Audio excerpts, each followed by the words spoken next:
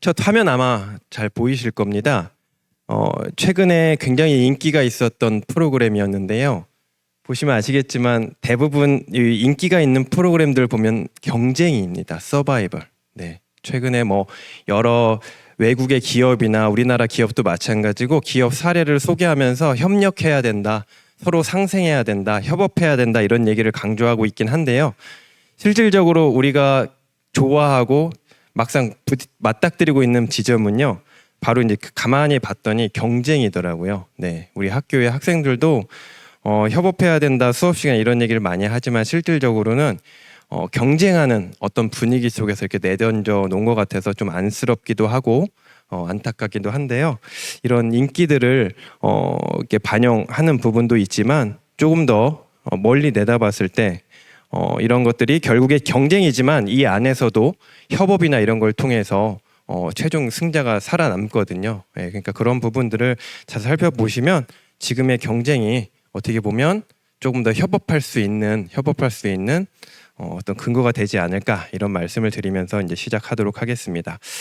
제가 나눠드린 학습지 보시면요, 이런 내용들이 있을 겁니다. 요거는 지금 아마 현재 2015 개정 교육과정이 적용되고 있는 2학년, 3학년들은 지금 2025년까지는요, 2024학년도에 들어가는 친구들까지는 2015 개정 교육과정에 적용을 받아서 교수 학습 활동을 하는 친구들이거든요. 그래서 지금 여기 보시면 저희가 이제 상담 같은 거 받으시거나 아니면 여러 가지 자료를 보실 때 뭐 2015 개정 교육과정이라는 얘기, 그다음에 교과나 비교과라는 얘기를 많이 들으실 겁니다. 그때 참고해서 보실 만한 내용들이고요. 제가 여기에 기입해야 될 내용들은요, 조금 이따 뒷부분에서 이어서 계속 말씀을 드릴 거기 때문에 여기에 어떤 내용들이 있는지 한번 살펴보시고요. 여기 보시면 뭐 교과라든지 교과, 그다음에 보통 교과, 전문 교과, 창의적 체험 활동, 그리고 그 밑에 보시면 표에 보시면 공통 과목, 그다음에 일반 선택 과목에서 일반 선택, 진로 선택 이런 과목 명칭들이 이렇게 나와 있거든요. 그래서 이런 것들이 우리 자녀가 지금 과목 선택을 잘 하고 있는지, 2학년에서는 어떤 과목을 선택했고 내년에는 어떤 과목을 선택해야 될지 이런 것들을 좀 면밀히 살펴보시라고 준비를 했고요. 그다음에 뒷면으로 넘어가시면요. 진로에 따른 과목 선택의 사례 이렇게 되어 있습니다. 요거 계열별로 지금 예전에는 학교에서 그 교육과정 구성을 구분할 때요. 뭐 문과, 이과 아마 학부모님들이 학교 다니실 때도 그런 체제로 운영이 됐을 겁니다. 문과, 이과로 그런 체제로 교육과정이 운영이 됐는데요. 이제는 조금 고교학점제가 도입이 되면서 아이들의 진로를 조금 더 폭넓게 바라보고 있고 그런 의미에서 선택을 문과, 이과 이분법적으로 분류하는 것이 아니고요. 계열적으로 조금 구분을 하고 있습니다. 근데 그래서 제가 한 6가지 정도의 사례를 거기다가 이제 집어넣어 보았고요. 요 자세한 설명은 뒷부분에서 하도록 하고요. 그런 부분에 있어서 학습지 가지고 계신 학습지에다가 메모하시거나 이렇게 표시해 두시면 좋지 않을까 생각이 됩니다. 네, 서두가 너무 길면 또 뒷부분 중요한 내용은 놓칠 수 있어서 넘어가도록 하겠습니다. 그러니까 요거는 그 자녀분들께서 아니면 학부모님들께서 그 우리 자녀가 어떤 학과를 가고 싶어 하는지, 어떤 공부를 하고 싶어 하는지에 따라서 선택해야 되는 과목들을 어떻게 한번 정해 볼지를 한번 집에 돌아가셔서 자녀분들하고 같이 한번 고민해 보시라고 제가 이제 빈칸을 남겨 둔 거거든요. 그래서 한번 이것도 한번 해보시면 좋을 것 같습니다. 자, 오늘 할 내용은요, 전체적으로 요 내용이지만 뭐 이 내용들을 하나하나씩 분류해서 구분해서 말씀드리기는 사실 쉽지는 않고요. 그래서 요 전체적으로 이런 내용들, 고교학점제에 대한 교육과정, 그다음에 진로학업 설계를 어떻게 해야 되는지, 그리고 대입 전형들이 조금씩 바뀌고 있습니다. 네, 작년과 올해 준비해야 될 것들이 조금씩 바뀌고 있고 그 안에 들어가는 과목 선택에 따라서 그 유불리가 조금씩 다르게 적용이 되고 있어서 이제 그 부분에 대해서도 조금 말씀을 드리려고 합니다. 네, 고교학점제에 대해서 먼저 좀 말씀을 드릴게요. 아마 많은 매체에서도 접하셨을 것 같은데요. 우선 한번 요거 질문을 한번 드려볼게요. 부모님들이 원하시는 자녀는 어떤 자녀일까요? 좋은 대학을 입학하거나 또는 졸업한 요 이미지만 보셔도 흐뭇하시죠? 우리 자녀가 이런 학생증을 딱 들고 다닌다고 하면 기분이 좋으실 것 같잖아요. 그렇죠? 네. 두 번째 질문이에요. 뭔가 좀 길면서 좀 의미 있는 이야기가 담겨져 있는 것 같은데 어떠세요? 학부모님들은 어떤 거가 우리 자녀가 어땠으면 좋겠습니까? 위에 건가요? 아래 건가요? 뭐 속으로는 위에 거지만 그렇죠? 겉으로는 아래 거였으면 좋겠다라고 이렇게 말씀하실 수 있을 것 같은데요. 사실은 이걸 부모님이 원해서 결정되는 게 아니죠. 네, 요 결정 사항은 학생 스스로가 결정을 해야 된다는 걸 말씀드리려고 사실 이 장면을 준비를 했거든요. 아직까지 학생들이요 진로에 대해서 결정할 때 가장 크게 영향을 받고 있는 게 부모님의 영향을 많이 받고 있다는 통계가 있어요. 그거는 뭐냐면 부모 세대가 경험했던 그 시대의 어떤 그 경제적이나 또는 사회적 어떤 분위기가 자녀한테도 굉장히 영향을 많이 미치고 있고요. 그리고 아까 이제 교육자님께서 잠깐 말씀하셨지만 그 의사라는 거에 대한 어떤 직업에 대한 선호도나 선망이 굉장히 또 높기 때문에 최근에 뉴스에 서울대학교의 탈락률이 7%라고 하더라고요. 그 7% 되는 친구들이 대부분 무엇을 하냐면요. 그 상위권 친구겠죠. 7% 학생들이 학교를 탈락을 해서 자퇴는 아니지만 휴학을 하고 입학하자마자 바로 반수를 준비해서 이제 의대를 진학을 하려고 이따가 왜 그런 상황이 벌어지는지도 전체적인 그 상황을 보고 또 한 번 더 말씀을 드리겠습니다. 그래서 자녀 스스로가 자기의 진로에 대해서 고민해 볼 수 있게 해보는 기회. 이제 그게 무엇이냐? 바로 이제 그게 고교학점제거든요. 사실 고교학점제라는 건 어디서부터 시작이 됐냐면요. 요거는 이제 아마 다 아시겠지만 OECD라고 다 들어보셨죠? 네, 국제적으로 이제 경제에 대해서 논의하는 기관인데요. 여기서 이제 그 경제뿐만 아니고 교육에 대해서도 굉장히 관심을 많이 갖고 있습니다. 왜 그러냐면 경제의 논리가 교육의 논리랑 굉장히 밀접하게 연관이 되어 있다는 건 다 아실 겁니다. 그렇기 때문에 교육에 대해서도 굉장히 많은 투자를 해서 프로젝트를 수행을 하고 있는데요. 여기에 보시면 좀 주목하셔야 될 게 뭐냐면 강조하고 있는 게요. 여기 지금 그림에 보시면 여기 학생이 지금 요 왼쪽 아랫부분에 보시면요. 책가방을 메고 있는 학생이 이렇게 뭔가를 들여다보고 있죠. 그게 지금 조금 확대된 게 가운데 있는 큰 원이에요. 네. 이게 이제 학습 나침반이라는 건데요. 학생이 나침반을 보고 길을 찾아서 저기 오른쪽 상단에 보시면 웰빙 2030이라고 되어 있잖아요. 그러니까 2015년에 학교에 입학하는 친구들이 2030년이 되면 성인이 되거든요. 그 친구들이 웰빙 할 수 있게끔 하기 위해서 나침반을 잘 들여다볼 수 있게끔 도와줘야 되거든요. 그 역할을 하는 것이 누구냐? 학생 스스로, 물론 나침반을 보는 사람은 학생 스스로이겠지만 그 왼쪽 윗부분에 보시면요. 코에이전시라고 되어 있고요. 거기에 동료나 선생님이나 여기 계신 학부모님들도 포함이 됩니다. 그리고 커뮤니티, 다양한 지역사회가 그 학생이 이렇게 나침반을 보고 찾아가는데 도움을 주고 있다라는 메시지를 이 그림에서는 주고 있거든요. 이게 무슨 뜻이냐면요.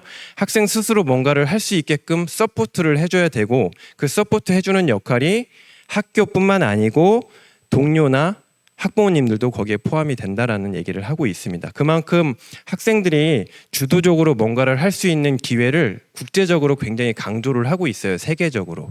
이제 그게 바로 우리나라 교육 과정에도 굉장히 영향을 끼쳤고요. 그래서 지금 아시겠지만 2022 개정 교육 과정이라는 게 나왔고요. 거기서도 비전으로 주도성을 갖춘 사람을 굉장히 강조를 하고 있습니다. 거기서 말하는 주도성이 그 주도성이고요. 그래서 고교학점제의 정의로 한번 살펴보기 전에 제가 이 책을 잠깐 보시면요. 이 책에서 어떤 얘기가 나오냐면요. 그 해녀 얘기가 나오면서요. 해녀의 숨길이 얘기가 나옵니다. 해녀들이 보통 자기의 숨길이는 누가 잘 알까요? 자기가 해산물을 채취해야 되기 때문에 자기 숨길이는 자기가 잘 알아요. 내가 어느 정도 깊이까지 들어갔을 때 어느 정도의 양의 해산물을 채취할 수 있어요. 똑같아요. 학생도 똑같다고 보시면 돼요. 학생들 스스로 본인의 한계나 본인의 능력치를 잘 알 수 있기 때문에 그 학생들 스스로 결정하고 스스로 뭔가 할 수 있게끔 기회를 주잖아. 이제 이게 굉장히 중요한 핵심인데 바로 고교학점제가 바로 그걸 실현하기 위한 하나의 정책이라고 보시면 될 것 같아요. 지금 이제 고교학점제 정의입니다. 이게 고교학점제 정의고요. 여기 보시면 학생의 기초 소양과 기본 학력을 바탕으로 진로 적성에 따라 과목을 선택한다. 이수 기준에 도달해서 학점을 취득하면 졸업할 수 있다. 이렇게 크게 세 덩어리가 되어 있는데요. 여기 보시면 제가 노란색 글씨로 되어 있는 부분이 있죠.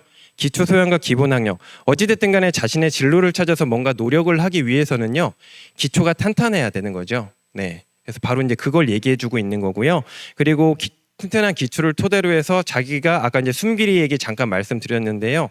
자기가 무엇을 잘하고 무엇에 관심이 있는지를 파악을 했으면 그거에 맞게끔 뭐 자기가 배운 내용들을 좀 더 확장하거나 심화하는 차원에서 이제 노력을 기울여야 되는데 이제 그런 차원이 바로 과목을 선택하는 차원이라고 보시면 될 것 같아요. 그리고 자기가 선택한 과목이기 때문에 끝까지 책임지고 이수 기준이라는 게 보통 있는데요. 이제 보통 성취 기준이라는 표현을 쓰는데 거기에 도달할 수 있게끔 스스로 노력해야 되는데 그게 이제 학생일 수도 있고 아까 제가 코 에이전시라고 잠깐 말씀드렸던 것처럼 학생과 그 주변에 있는 조력자들이 그 학생이 도달할 수 있게끔 최대한 지원과 서포트를 해줘야 된다나 이게 바로 고교학점제의 정의라고 보시면 돼요. 보통 고교학점제 하면요 일반적으로 인식하는 게 학생들이 대학교처럼 학생들이 여러 과목을 선택해서 들을 수 있게 하는 거야. 물론 이제 그 논리도 맞지만요. 실질적으로 그 바탕에는 그 과목을 듣기 위한 기초적인 부분들이 잘 갖추어져 있어야 됩니다. 네.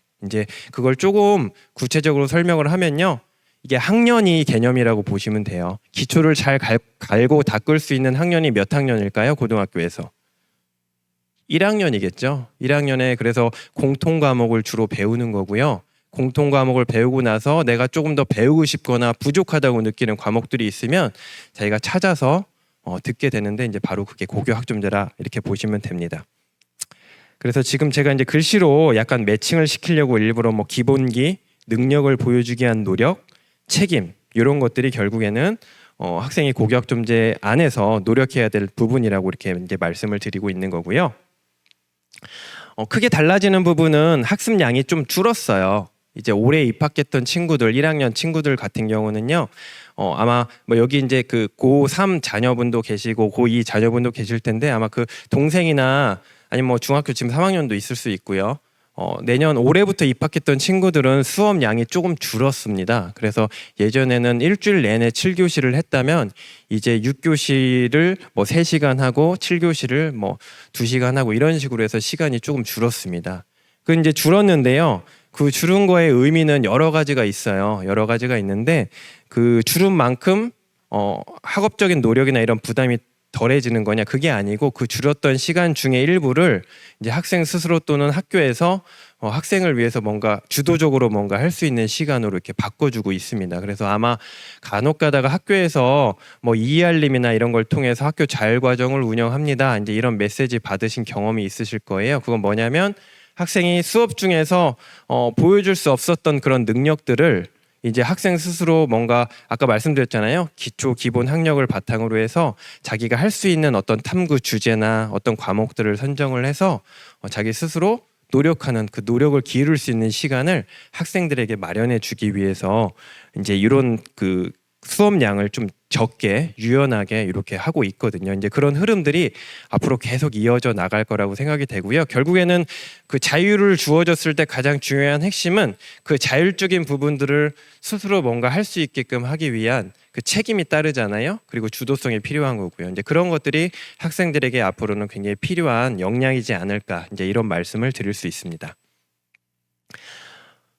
지금 이제 여기 보시는 것처럼 대학하고 조금 비슷해지고 있습니다. 지금 2학년 학부모님들께서는 지금 고민을 좀 하고 계실 겁니다. 이제 3학년에서 어떤 과목들을 선택을 해야 될지 이게 학교별로 조금씩 차이는 있는데요. 대부분 지금 이런 흐름으로 가고 있습니다. 지금 아마 여기 오신 부모님들도 아마 곧 있으면 수요조사를 지금 아마 했을 거예요. 어떤 대부분의 저희 학교도 지금 이미 수요조사를 마쳤고요. 그리고 조금 있으면 학생들을 수요조사에 따라서 과목을 개설을 하고 그 개설한 과목에 따라서 교육과정 편제표를 이렇게 만들어냅니다. 물론 지금 2학년, 3학년 친구들은 이미 구성된 편제표를 토대로 해서 그 안에서 과목을 선택하기 때문에 크게 달라지는 부분은 없겠습니다. 그래서 전체적으로 이런 식으로 진행이 되고요. 아마 2학년 친구들 같은 경우는 과목을 선택해서 수업을 들을 때 뭐 저희 학교도 그런 사례가 계속 나오지만 과목을 선택해서 들었을 때 자기랑 잘 맞지 않거나 했을 때 아마 한 번 정도는 바꿀 수 있는 기회를 줄 겁니다. 근데 그게 학교마다 다 똑같지는 않고요. 학교에서 정하기 나름이에요. 학교에서 교육과정위원회라는 게 있거든요. 그래서 교육과정위원회에서 우리 학교에서는 학생들을 어느 정도까지 바꿔줄 수 있다, 어느 시기까지 바꿔줄 수, 뭐 아시겠지만 벌써 지필평가가 끝났고 했는데 바꿔주기는 어렵고요. 그래서 그런 부분들을 충분히 사전에 고민을 해야 되는데 그걸 학생 스스로 혼자 고민하는 건 아닙니다. 제가 아까도 말씀드렸지만 조력자로서 선생님도 계시지만 또 누가 계시다고요? 네, 바로 학부모님들이 같이 계시는 거예요. 그렇다고 학부모님들이 그 학부모님들 논리로 학생들이 이런 과목을 선택하게끔 강요하는 것이 아니고요. 학생이 진짜 진정으로 원하는 것이 무엇이고 학생이 이런 과목을 들었을 때 너가 보여주지 못했던 역량들을 어떻게 보여줄 수 있는지를 고민 충분히 하셔가지고 과목을 선택하시면 좋을 것 같습니다. 물론 거기에는 대학 입학이라는 부분도 반드시 포함이 되어야 됩니다. 왜냐면 뭐 대학 입학으로만 그걸 이제 귀결시키긴 좀 어렵겠지만요. 결국에는 인문계 고등학교에 간 친구들 대부분은 졸업을 하면 대학을 가는 걸 기정사실로 하고 있기 때문에 대학을 전혀 배제한 채로 과목을 선택할 수는 없습니다. 물론 학교 입장에서는 대학 가는 친구뿐만 아니고 대학 가지 않는 친구를 위한 교육과정도 다 편성을 해주기 있긴 하지만 그 대학을 가고자 하는 친구들은 내가 이 과목을 선택했을 때 수시 전형이냐 정시 전형이냐를 선택했을 때 이 과목이 나에게 어떻게 작용할 수 있을까? 그리고 내가 전공이 만약에 상경 계열이나 공학 계열일 때 이 과목을 선택했을 때 이게 나한테 불리하게 작용할 수 있지도 않을까? 이런 것들을 같이 고민을 해보시는 그런 기회를 마련을 하셔야 된다라는 말씀입니다. 여기 이제 보시면요, 이 과목 구조를 굉장히 잘 보셔야 돼요. 네, 이걸 잘 아셔야지만 같은 그 자녀분들이랑 같이 고민을 하실 수 있으시거든요. 여기 이제 보시면요, 그 개정 교육과정에서 2015 개정 교육과정이라고 아까 말씀드렸잖아요. 아직까지 우리 자녀는 2015 개정 교육과정에 적용을 받고서 교수학습 활동을 하고 있다, 학습 활동을 하고 있다 이렇게 보시면 되고요. 교과가 있고요. 오른쪽에 창의적 체험 활동이라고 되어 있는 부분이 비교과예요. 간혹 가다가 어떤 자료집 보시면 교과와 비교과 활동을 충실하게 이수한 학생들 이런 표현이 나옵니다. 그때 말하는 비교과라는 게 바로 창의적 체험 활동입니다. 창의적 체험 활동은 우리가 수업 시간에 아침 등교하면서부터 방과 후 그 학교를 이제 그 집에 갈 때까지 계속해서 하는 활동이 이제 그 교과 활동이잖아요. 근데 뭐 수요일이나 금요일에 한 번씩 뭐 자율 활동이라든지 동아리 활동이라든지 뭐 이런 활동, 창체 활동을 하고 있거든요. 그게 이제 비교과입니다. 이제 교과에서 하지 못하는 어떤 주제를 가지고서 학생들이 조금 더 활동적으로 할 수 있게끔 하는 게 이제 비교과 활동인데요. 모든 학교들은 이 창의적 체험 활동을 일주일에 3시간 또는 2시간 하고 있습니다. 학교에 따라 좀씩 다르긴 한데요. 아마 동아리 활동이나 자율 활동이나 봉사 활동이나 이런 것들을 하고 있고요. 또 실제 시간표에 편성을 해서요.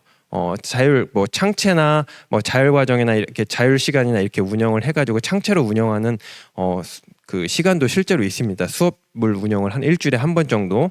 여기 이제 보시는 것처럼 보통 교과가 있고요, 전문 교과가 있는데요. 보통 일반적으로 인문계 고등학교에서 지금 다루고 있는 교과가요, 보통 교과입니다. 보통 교과. 네, 이렇게 보시면 돼요. 그래서 아까 제가 잠깐 말씀드렸잖아요. 1학년 때 대부분 친구들은 공통 과목을 수업을 듣고요. 거기서 기본 학력이나 기초 소양을 잘 갖춘 다음에 이제 선택 과목으로 넘어오는 거예요. 뭐 2학년 때 들을 수도 있고 조금씩 다릅니다. 과목에 따라서. 선택 과목이지만 1학년 때 듣는 과목도 물론 있습니다. 근데 전체적으로 이해하시기 쉽게 제가 이제 구조적으로만 말씀을 좀 드리려고 해요. 여기 보시면 공통 과목을 1학년 때 듣는다고 보시면 되고요. 그걸 토대로 해서 선택 과목 일반 선택이나 진로 선택을 2학년 또는 3학년 때 이렇게 선택해서 듣는다고 보시면 되는데요. 그럼 이 오른쪽에 있는 전문 교과는 뭘까요? 전문 교과는 뭔가 좀 더 전문적인 것 같고 제목만 들어도 조금 더 전문성이 높아지는 교과 같잖아요. 뭐 아시겠지만 이 전문 교과 1은요. 그래서 특목고등학교, 특수목적 고등학교에서 듣는 과목입니다. 뭐 외국어고나 국제고나 뭐 예술고나 뭐 체육고나 과학고등학교 이런 5개의 학교를 이제 대표적으로 하고 있고요. 그다음에 전문교과 2는요. 특성화 고등학교입니다. 뭐 다들 아시겠지만 뭐 디자인고라든지 뭐 그런 IT 고등학교라든지 이런 고등학교를 얘기를 하는 거고요. 그러면 여기에서 듣는 과목 중에서 우리 학생들이 이런 과목들을 전혀 들을 수 없을까? 들을 수 있습니다. 들을 수 있고요. 그 과목들을 여기 보이시는 것처럼 전문교과는 특수 목적 고등학교, 이제 전문교과 같은 특성화 고등학교고요. 여기 보시는 것처럼 전문교과의 과목들을요, 일반계 고등학교로 갖고 와서 들을 경우에는 진로 선택 과목으로 이게 편성을 해서 들을 수 있습니다. 그러니까 우리 학교 학생들 중에 전문교과 1을 들을 만한 친구들이 있으면 개설을 해주는 거예요. 네. 그러니까 뭐 예를 들면 외국어 계열 고등학교나 국제 계열 고등학교 과학고에 갈 정도에 있는 친구들이 우리 학교에서 수업을 들어야 된다. 근데 인원이 조금 많다. 그럼 우리 학교에서는 지원을 해주는 거예요. 그 학생들이 이 학생들은 역량이 뛰어나서 과학고는 못 갔지만 과학고 수준에 맞는 정도의 어떤 과학 수업을 들어야 될 것 같아. 그러면 좀 더 심화된 과학 교과 수업을 개설을 해줄 수 있는 거죠. 근데 아시겠지만 학교에 그런 친구들이 많진 않아요. 네, 안타깝지만 한두 명 때문에 개설해주긴 사실 어렵거든요. 왜냐면 아직 수업을 또 준비를 하셔야 되고 또 그 수업을 준비하기 위해서 뭐 이제 기회비용이라는 걸 따졌을 때 그 2명을 위한 수업을 위해서 선생님들이 시간을 할애하시기가 사실 쉽지는 않습니다. 네, 그래서 쉽게 개설해주기 어려운데 이런 경우는 어떻게 하면 좋을까요? 학교 자체에서 해결하는 게 좋을까요? 아니면 외부에서 해결하는 게 좋을까요? 근데 부모님들은 또 우리 아이가 수업 들으려고 외부로 나간다 하면 되게 좀 불편하시잖아요. 안전 문제도 걱정되시고 그래서 요즘에는 이제 공동교육과정이라고 해서 인근 학교에 갈 수도 있고 아니면 온라인으로 개설을 해가지고 들을 수 있거든요. 교육청에서 그런 사업들을 다 지원을 해주시고 계세요. 네, 학교에서 일과 중에 그런 수업을 들을 수 있게 온라인으로 개설을 해줘서 우리 아이가 과학적 역량이 뛰어난데 그런 친구들만 모아서 따로 수업을 들을 수 있게 공동교육과정이라는 걸 만들어서 개설을 해주고 있습니다. 실제로 많은 학생들이 그렇게 해서 혜택을 보고 있고요. 우리 학교에서 안타깝지만 개설을 못 해줬지만 그렇게 지원을 해줄 수 있는 부분이 굉장히 많이 있으니까 그거를 왜 그런 노력을 하셔야 되는지, 왜 우리 학교 개설 안 돼서 안 들으면 그만 아니야? 하시겠지만 필요한 친구는 있거든요, 분명히. 그래서 그런 친구가 그걸 왜 들어야 되는지도 조금 이따가 다시 한번 안내를 드리도록 하겠습니다. 그리고 전문교과 2에서 요즘에 가장 많이 개설이 되는 게 이제 특성화 고등학교거든요. 컴퓨터와 관련된 과목들을 많이 개설을 해주고 있어요. 왜냐면 요즘에 뭐 AI다, 빅데이터다, 컴퓨터 중요하다, 첨단 산업 중요하다 하니까 학교에서 유행처럼 요즘에 컴퓨터 관련된 그 과목들을 많이 개설을 해주고 있어요. 그 대표적인 사례가 이제 프로그래밍 수업이거든요. 예.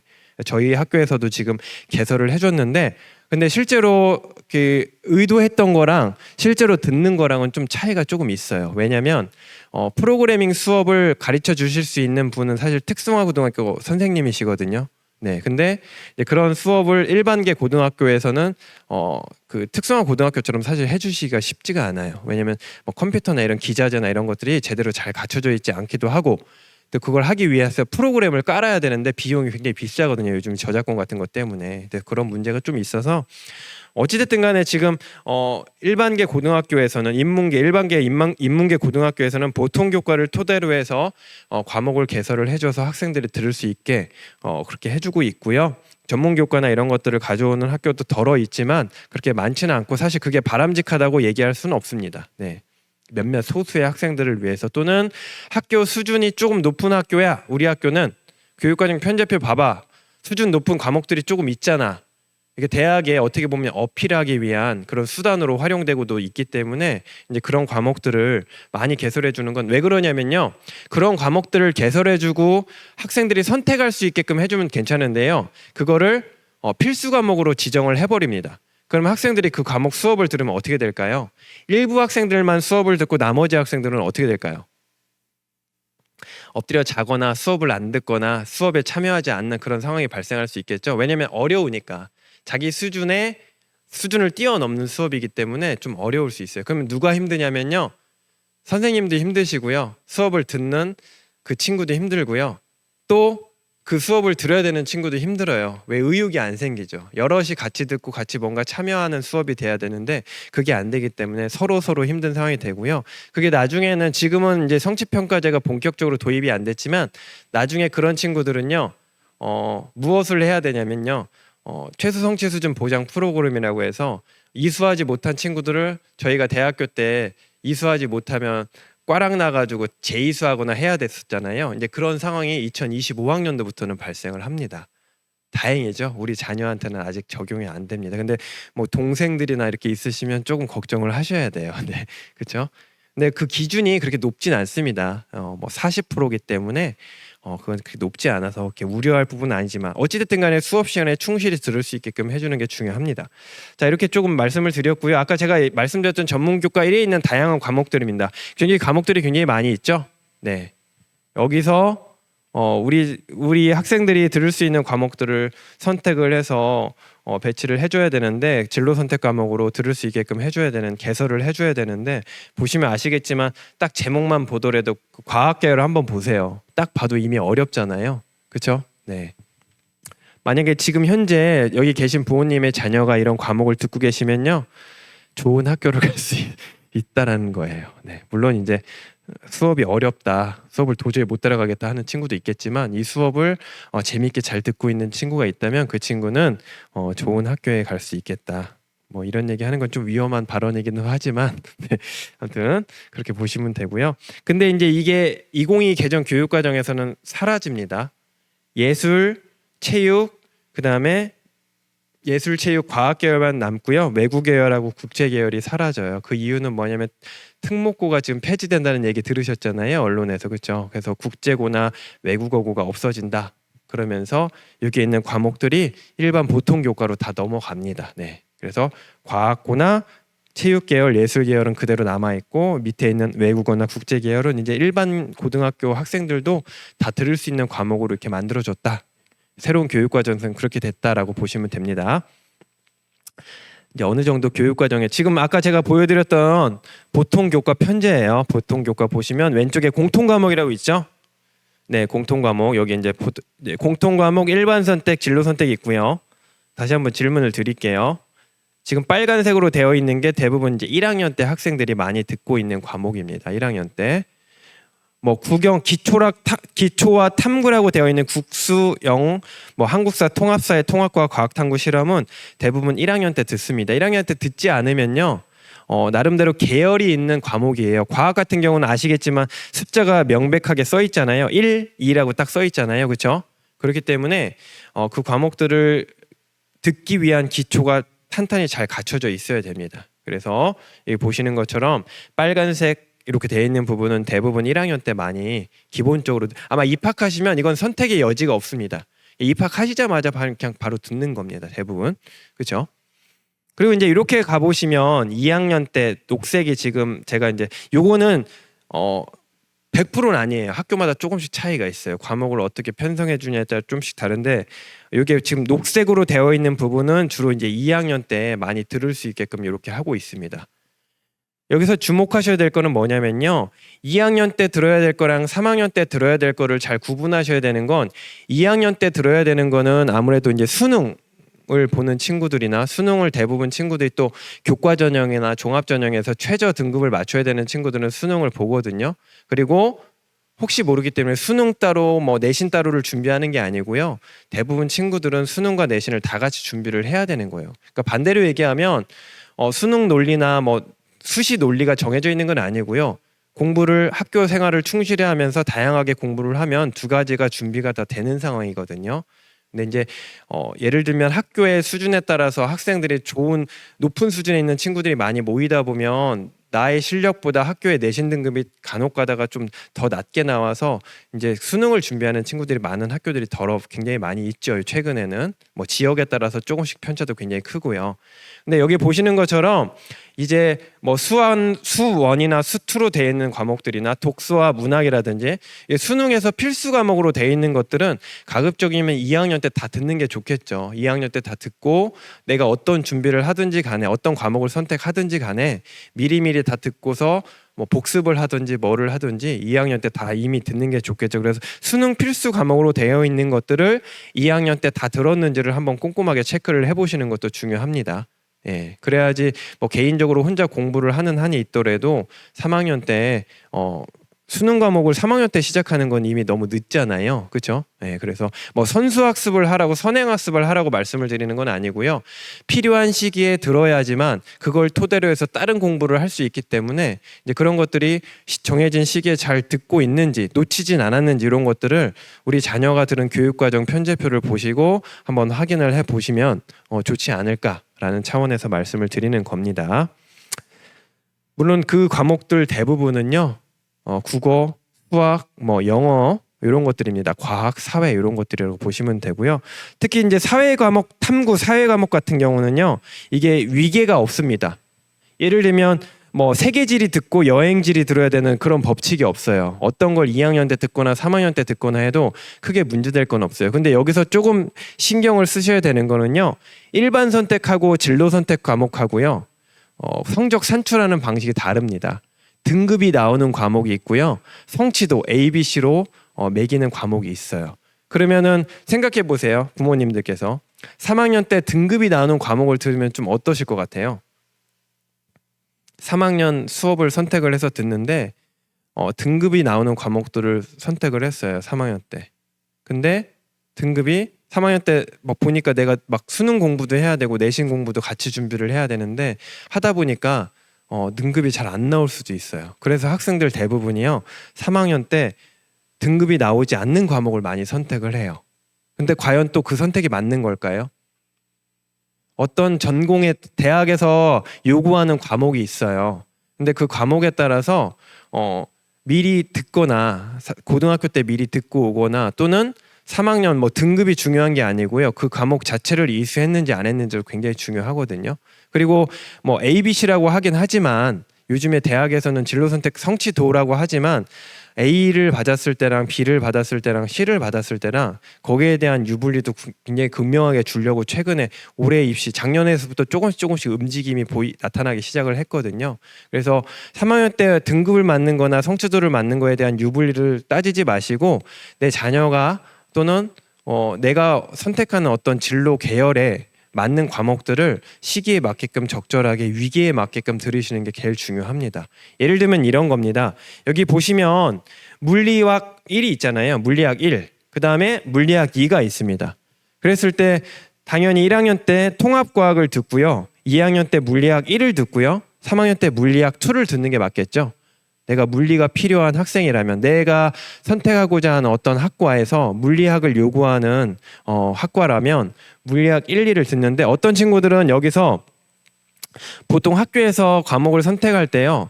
4과목이 아니고 2학년 때 탐구 과목 선택할 때 3과목을 선택하게끔 보통 선택권을 주거든요. 그러다 보니까 물리가 어렵다는 거 다 아시잖아요. 학부모님들도 아마 학교 다닐 때 물리 선생님 별명이 다 재물포였잖아요. 그렇죠? 네, 저 학교 다닐 때도 그랬는데 물리학 1이 어려우니까 아이들이 선택을 안 해요. 그러다 보니까 학교에서 아예 개설이 안 되고 물리학 자체를 만들어주지 않아요. 근데 문제가 생겼어요. 그 친구가 3학년 때 이제 올라가려고 했더니 이제 과목을 선택하려고 했더니 자기가 가려고 했던 대학에서 권장 과목으로 물리학을 듣고 와야 된대요. 근데 물리학 1을 안 들었잖아요. 그럼 이 친구는 어떻게 해야 될까요? 우리 학교에는 물리학이 개설이 아예 안 됐어요. 그럼 어떻게 해야 될까요? 2학년 때 이 친구가 왔어요. 선생님 저 3학년 때 물리학을 듣고 싶습니다. 그랬을 때 학교 입장에서는 어떨까요? 굉장히 난감하겠죠? 물리학 1을 안 들었어요. 근데 지금 개설을 해주려고 봤더니 물리학 1을 물론 개설해 줄 수 있어요. 근데 예를 들면 어떤 학교 같은 경우는 이제 그 친구만 물리학 1을 선택을 안 한 거죠. 선택을 안 하고 개설은 이미 됐는데 물리학 2가 개설이 됐어요. 왜냐면 물리학 1을 들었던 친구는 자연스럽게 물리학 2를 들을 수 있는데 물리학 1을 듣지 않은 친구는 물리학 1을 다시 들을 수는 없잖아요. 같이 들을 수는 없어요. 학교에서 2학년 때 이미 1을 개설을 해줬기 때문에. 그래서 물리학 2를 들어야 되는데 물리학 1을 안 듣고 물리학 2를 들었다? 좀 약간 안 맞잖아요. 위계가. 그렇죠? 네. 그래서 하지만 학교에서는 들을 수 있게는 해줍니다.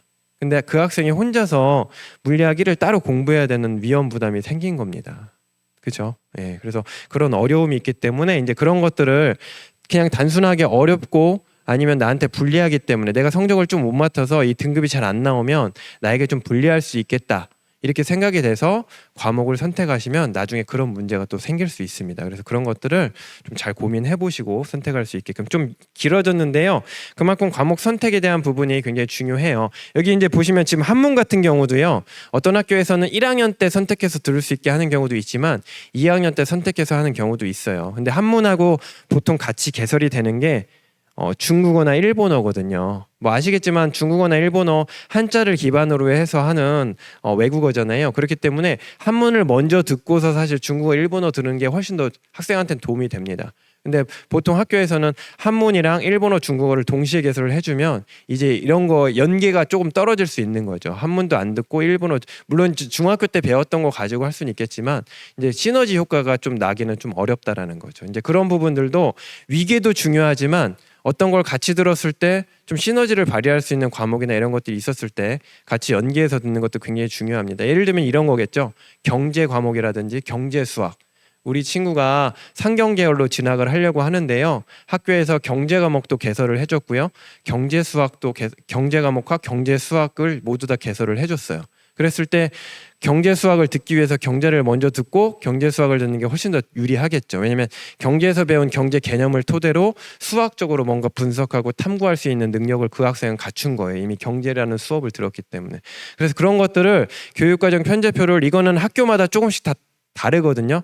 그렇기 때문에 우리 자녀가 다니고 있는 학교의 교육과정 편제표, 우리 자녀가 입학했을 때 입학생을 대상으로 만들어진 교육과정 편제표가 어떻게 구성되어 있는가를 학교 홈페이지에 보면 다 있습니다.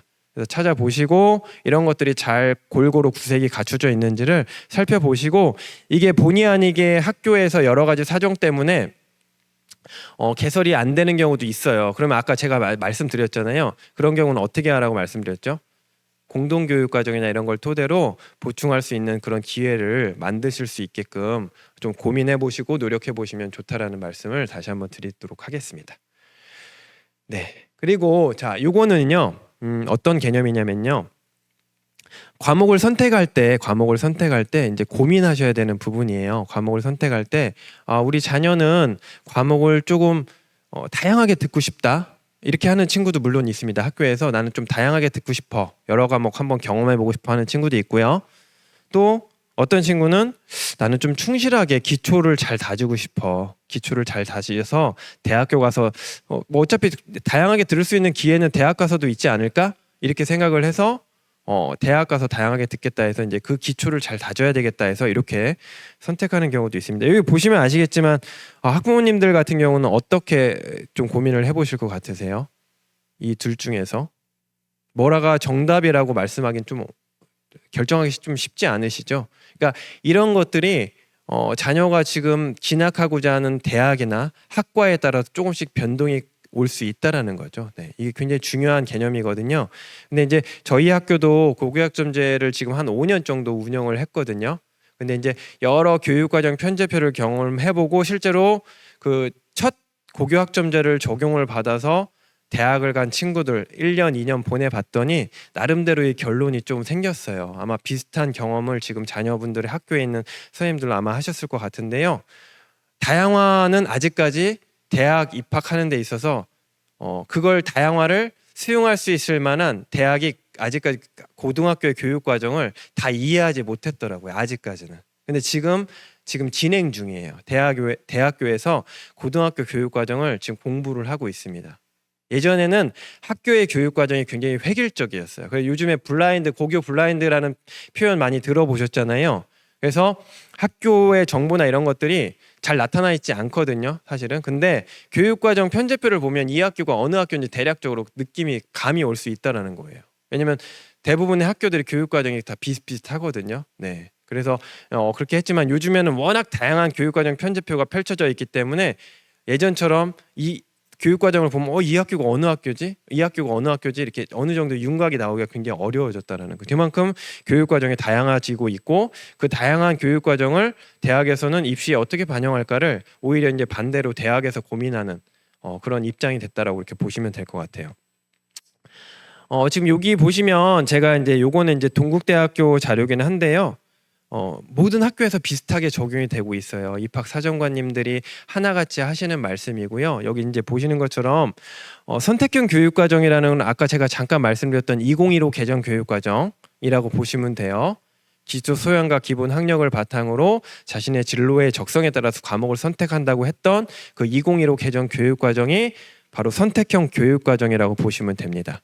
그 선택형 교육과정 안에서 어떤 학생을 뽑고자 하냐면요, 대학에서는요, 고교학점제는 사실은 뭐 정시라든지 수시에서 뭐 교과 전형이나 이런 거보다는 학생부 종합 전형에 조금 더 가까운 시스템이라고 보시면 돼요. 학생들의 다양한 면을 좀 보고 뽑겠다, 이제 이런 논리가 고교학점제에서는 좀 더 많이 적용이 되는데요. 여기 지금 보시는 것처럼 주어진 교육과정 안에서 주도적으로 과목을 선택해서 우수한 학업 성취를 보이는 학생이라고 되어 있는데, 여기서 이제 요 1, 2, 3번을 잘 보시면요, 주어진 교육과정이라는 거는 이제 학교에서 교육과정 편제표를 만들어서 학생들한테 준다는 얘기거든요. 네. 근데 아까도 잠깐 말씀드렸지만 이 교육과정을 만들어서 주긴 하지만 수요가 반영이 됩니다. 학생들의 수요, 학부모님들의 요구나 이런 것들이 충분히 반영이 또 됩니다. 그러니까 여기서 중요한 거는 학부모님들께서 의견을 내주셔야 된다라는 거예요. 교육과정에 대한 수요 조사할 때 그냥 이렇게 지켜만 보실 게 아니고 이렇게 의견도 보내보시고 다양하게 학교랑 커뮤니티 의사소통을 하셔야 된다라는 거예요. 우리 지역이나 이런 특성에 맞게끔 어떤 과목이 좀 있었으면 좋겠다 하면 의견을 개진하셔서 그런 것들이 좀 반영될 수 있게끔 이렇게 하시는 게 굉장히 중요하고요. 그리고 주도적 과목을 선택하는 거는 학생이 과목을 선택할 수도 있지만 사실은 여기서 더 중요한 거는요, 그걸 가이드를 해줘야 되는데 선생님들이 많이 해주세요. 담임 선생님이 될 수도 있고요, 진로 선생님이 될 수도 있고요, 아니면 교과 선생님이 될 수도 있어요. 왜냐면 아이들은 아직까지는 자기가 원하는 전공에 대해서 구체적으로 잘 모르거든요. 그리고 그 전공에 해당되는 학교에 들어갔을 때 어떤 과목들을 듣는지, 그리고 뭐 예를 들면 이제 저도 공대를 나왔지만 거기서 물리학이나 수학을 1학년 때 기초 교양으로 기본 교양으로 많이 듣는다는 이런 것들을 얘기를 해줘서 아이들이 수학과 과목들을 충분히 들을 수 있게끔 해줘야 되는데, 요즘 친구들이 조금 그런 부분들이 있어요. 조금 자기 그 진로나 아니면 대학 입시에 좀 맞게끔 유불리를 따져가지고 과목을 선택하다 보니까 뭐 아시겠지만 1학년 때 학교 들어갈 때랑 졸업할 때랑 완전히 다릅니다. 내가 생각했던 것처럼 쉽게 성적이 나오고 내가 원하는 대학 가기가 쉽진 않잖아요. 원하는 진로를 선택하기가. 그러다 보니까 진로가 계속 바뀔 수가 있어요. 그랬기 때문에 하나의 어떤 경로를 딱 선택을 해서 거기에 맞게끔 자기가 좀 자기한테 유리하게끔 편하게끔 과목을 선택하거나 이렇게 했을 경우에 나중에 자기가 갈 수 있는 어떤 스펙트럼이 굉장히 좁아져요. 네. 그래서 가급적이면 뭐 아까도 제가 잠깐 언급을 드렸지만 내신 뭐 수능이든 아니면 뭐 수시든 이런 걸 딱 정해놓고 학교 생활을 하다 보면 굉장히 어렵습니다. 네.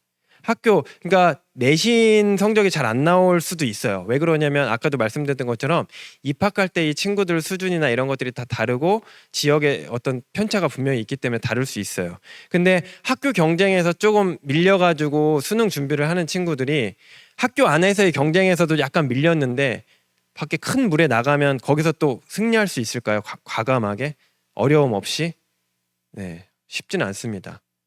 아시겠지만 요즘에 수능 재수생들이 많아지고 있어요. N수생들이 더 많아지고 있어요. 왜냐하면 수능이라는 건요, 그만큼 시간 투자를 많이 하면 많이 할수록 실수의 확률이 줄어들거든요. 비슷한 문제나 동일한 유형의 문제를 계속 접하다 보면 실수가 줄어들고 점수가 많이 보면 볼수록 높아질 수밖에 없어요. 점수가. 그러니까 누구한테, 재학생한테 유리할까요? 아니면 재수생한테 유리할까요?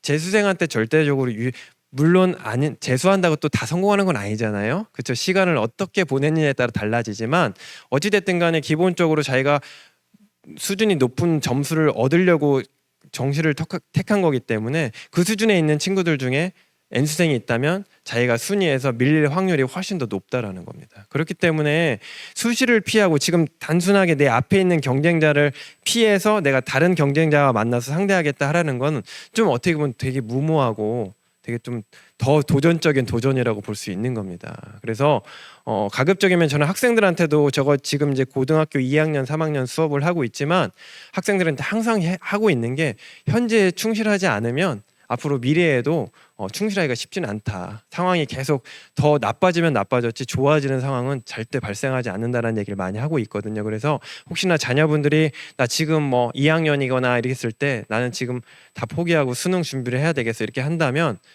그것보다는 일단은 학교 생활에 더 충실해서 끝까지 어찌됐든 간에 내신 성적을 따낼 수 있게끔 지금 현재 학교 듣는 수업에서 뭔가 뭐 등급이 잘 나오지 않더라도 거기에 들어가는 과세특이나 이런 내용들이 잘 기록될 수 있게끔 노력하는 부분들이 반드시 필요하다는 것을 다시 한번 강조를 해서 말씀을 해주시면 좋을 것 같습니다.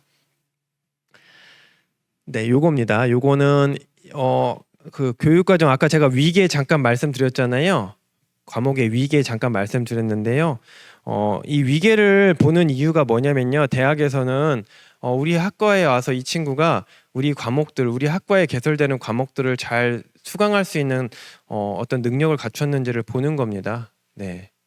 아시겠지만 요 지금 그 화면이 지금 보여주고 있는데 아이가 뭐 전 먹다가 이유식 먹다가 밥 먹는 것처럼 조금씩 성장해 나가면서 위기에 맞게끔 좀 더 쉬운 거 기본적인 것부터 시작해서 어렵고 좀 방대한 내용들을 다룰 수 있게끔 이렇게 하는 거를 기본으로 하고 있기 때문에 대학에서 이렇게 학교에서 교육과정을 선택해서 입학했으면 좋겠다 이렇게 하고 있고 이걸 잘하는 친구들은 성실하게 기본적으로 갖춰야 될 걸 잘 갖추고 오기 때문에 대학에서도 학교 생활을 잘 할 수 있다라는 어떤 믿음이 있는 겁니다. 그래서 대학에서도 사실은 좀 제일 위험하다고 판단되는 학생들이 수능으로 온 친구들이라고 해요. 아까도 제가 이제 서울대도 실제로 서울대 하면 뭐 최고의 학교라고 하잖아요. 우리나라에서는. 근데도 이탈률이 이번에 신입생 이탈률이 7%라고 하니까 그 굉장히 엄청나게 큰 거든 적은 인원은 아니거든요. 인원수로 따졌을 때는. 그러니까 이제 그런 부분들 봤을 때 학생들이 학교에 잘 다닐 수 있는 입학 전형이 뭘까? 학교에서도 계속해서 대학에서도 연구를 하고 있습니다. 네.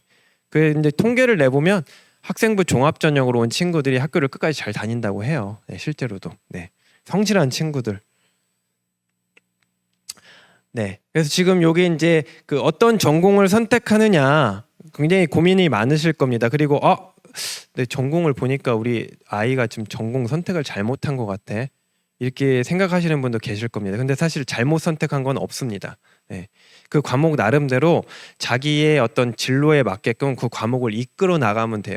그 과목 물론 과목에서 수행 평가나 이런 것들은 선생님이 설계해서 하는 그 수행 활동이기 때문에 자기의 능력을 잘 보여주지 못할 수 있는데 그 안에서 프로젝트 활동이나 이런 것들을 다 수행을 하거든요. 선생님들이 기회를 주시거든요. 그래서 그 프로젝트 활동 같은 거 할 때 그 해당되는 선택 과목 중에서 나의 전공과 연관성 있게 내가 프로젝트를 수행을 하고 그게 잘 관찰이 돼서 기록이 되면 그 학생이 나름대로 그 과세특이나 이런 것들에 잘 기록이 돼서 학생한테 굉장히 긍정적으로 작용을 하고 있거든요. 그래서 그런 부분이 여기 이제 나와 있고요. 여기 보시면 문화재 학과라고 딱 이 학생이 만약에 이제 문화재 학과를 진로를 선택한다고 했을 때 여기 보시면 우리가 문화재니까 역사나 한문 이런 것들을 잘 들으면 되겠다 하지만 맨 오른쪽에 한번 보시겠어요?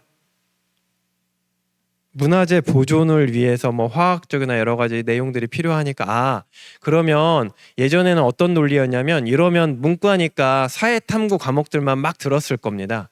근데 이제는 과학탐구 과목도 이런 필요 때문에 선택해서 들으면 나중에 이제 이 친구가 뭐 학종이나 이런 걸로 대학을 갔을 때 왜 이 과목을 들었나요? 면접으로도 질문을 할 수 있잖아요. 그렇죠? 요즘에 이제 자소서나 이런 게 없어졌기 때문에 그랬을 때 그 이유가 분명하고 이런 논리 때문에 이 학생이 이런 그 과목을 들었다고 한다면 학교 교수님 입장에서도 굉장히 어떻게 보면 좀 역량 있고 똘똘한 친구구나 해서 데려오고 와서 공부시키고 싶잖아요. 약간 그런 개념이라고 보시면 될 것 같아요. 네.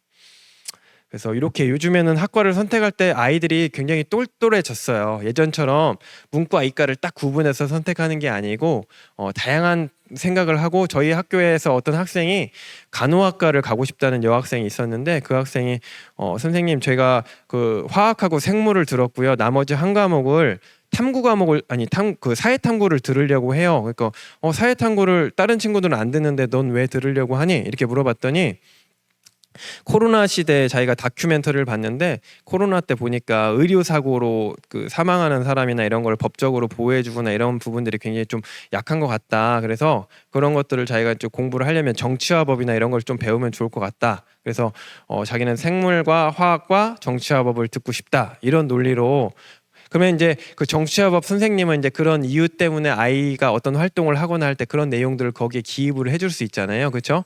이제 그러면 그런 내용들이 그 친구만의 굉장히 좀 어떻게 보면 특이하면서도 굉장히 뛰어난 역량으로 작용할 수 있다라는 거죠. 대학을 입학을 할 때. 그러니까 무조건 옛날 논리식으로 옛날처럼 옛날 생각으로 이과 문과를 나누지 마시고 아까 제가 계열에 따라서 조금씩 다양한 과목들을 들을 수 있게 아까 그 프린트물 드렸을 겁니다. 보시면 다양하게 들을 수 있게끔 또 그 과목들을 그 선택을 했을 때 선택의 이유가 분명해도 되지만 분명하지 않아도 돼요. 과목을 듣고 그 과목을 들어봤더니 이게 어떻게 나랑 연계해서 이 과목에 대한 부분들 이 성취 기준을 내가 어떻게 조금 나에게 흡수시키면 좋을까, 어떻게 하면 충실히 잘 들을 수 있을까, 이런 것들을 고민해 볼 수 있게 하면 되거든요. 그래서 막 이게 막 학기 초에 막 과목 선택해서 바꾸고 막 이런 논리가요 너무 쉽게 생각하거나 그렇게 하시기보다는 좀 더 신중하게 과목에 대해서 접근하시면 더 좋지 않을까, 이렇게 말씀을 드릴 수 있습니다. 네, 이것도 마찬가지고요. 똑같은 학과지만 A 학생과 B 학생이요 이렇게 다른 수업을 들을 수 있다라는 거죠. 다르게 이렇게 접근할 수 있다라는 겁니다. 경제학과에 가는 친구인데 A 학생하고 B 학생하고는 좀 다르게 접근을 한 거죠, 그렇죠? 네, 여기 보시면 이 친구는 B 학생 같은 경우는 특이할 만한 게 경제니까 아무래도 수학적인 부분이 굉장히 또 많이 나오거든요.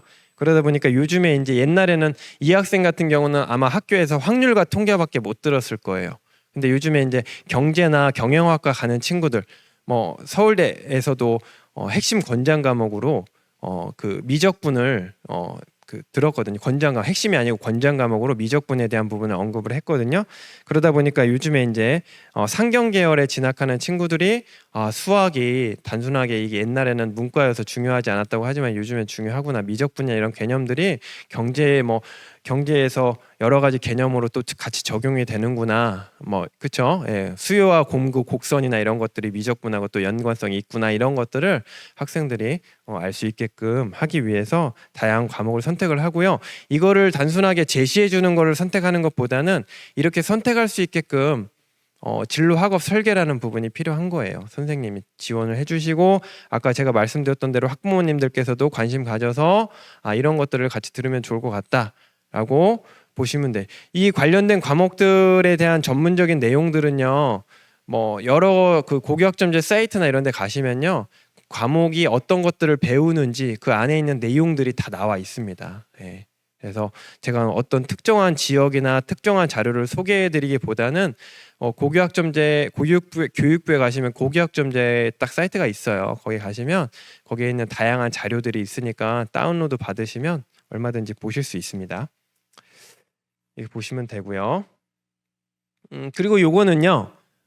여기 보시면 지금 그 A 학생하고 B 학생 잠깐 살펴볼게요. 요거는 이제 사실 이게 뒷부분에도 나오는데요. 시간 관계상 뒤에 좀 잘라야 될 것 같아서 제가 앞부분에 좀 많이 가져왔어요. 충분히 얘기를 하고 뒷부분에 있는 것들은 넘기려고. 여기 보시면 A 학생하고 B 학생이 있는데 여기 이제 교과 평균 2등급이라고 딱 나와 있습니다. 근데 여기 보시면 A 학생하고 B 학생하고 잘하는 게 좀 다르죠. A 학생 같은 경우는 어떤 걸 잘하는 것 같습니까? 지금 보니까 국어, 수학, 영어는 조금 숫자가 높잖아요. 그죠? 안타깝게. 그죠? 네. 그리고 나머지 한국사나 일본어, 한문, 경제 이런 것들은 숫자가 좀 낮아요. 숫자가 낮은 게 더 좋은 건지는 아시죠? 네. 그죠? 그리고 오른쪽 학생을 봤더니 막 좀 좋아 보여요. 위에부터 막, 그죠? 숫자가 낮으니까. 근데 아래 가니까 숫자가 조금 높죠. 네. 그럼 이 두 학생을 이제 조금 비교를 해보면요. 그 B 학생이 당연히 등급은 더 높습니다. 등급은 더 높고 하지만 이제 전공 적합성으로 따졌을 때 어떤 전공이 더 적합하냐. 물론 B 학생은 국어, 수학, 영어에 대한 기초 과목이 탄탄한 친구입니다. 그렇죠? 네. 뭐 그냥 우리가 일반적으로 비교를 했을 때 당연히 B 학생이 더 좋은 점수를 받고 좋은 학교에 가겠죠, 당연히. 근데 이제 전공 적합성이라는 걸 따졌을 때는 이 학생은 기초는 조금 근데 이제 예를 들면 수학 같은 거 보세요. 아까 경제를 따졌을 때 경제와 수학은 연관성이 깊다라고 했잖아요. 근데 이 학생 봤더니 지금 수학과 경제에 대해서 어느 정도 굉장히 노력하고 있는 친구라는 게 좀 보이잖아요. 그러니까 경제와 관련된 학과를 갔을 때 이 학생에 대해서 전체 어떤 그 내신 등급을 볼 수도 있지만, 내신 평균 등급을 볼 수도 있지만, 어떤 특정한 교과의 내신 등급만 따로 추출해서 그거에 대한 비율을 반영할 수도 있는 학교도 분명히 있거든요. 그랬을 때 이 학생이 비학생보다 훨씬 더 유리하게 작용할 수도 있다라는 거죠. 경제랑 수학 과목만 빼서 봤을 때는. 무슨 말씀이신지 아시겠죠? 네, 이렇게 전공 적합성을 따졌을 때 과목을 선택한 과목이 어떤 학업 성취를 보였는지가 또 굉장히 또 크게 영향을 작용을 끼칠 수 있기 때문에, 이제 아까도 제가 말씀드린 게 그런 거예요. 내신 등급이 내가 부족하다고 해서 포기할 게 아니고 그거에 맞는 학교나 학과들을 잘 찾아보시면 다양한 유형의 다양한 전형의 학생들을 선발하는 학교들이 분명히 있습니다.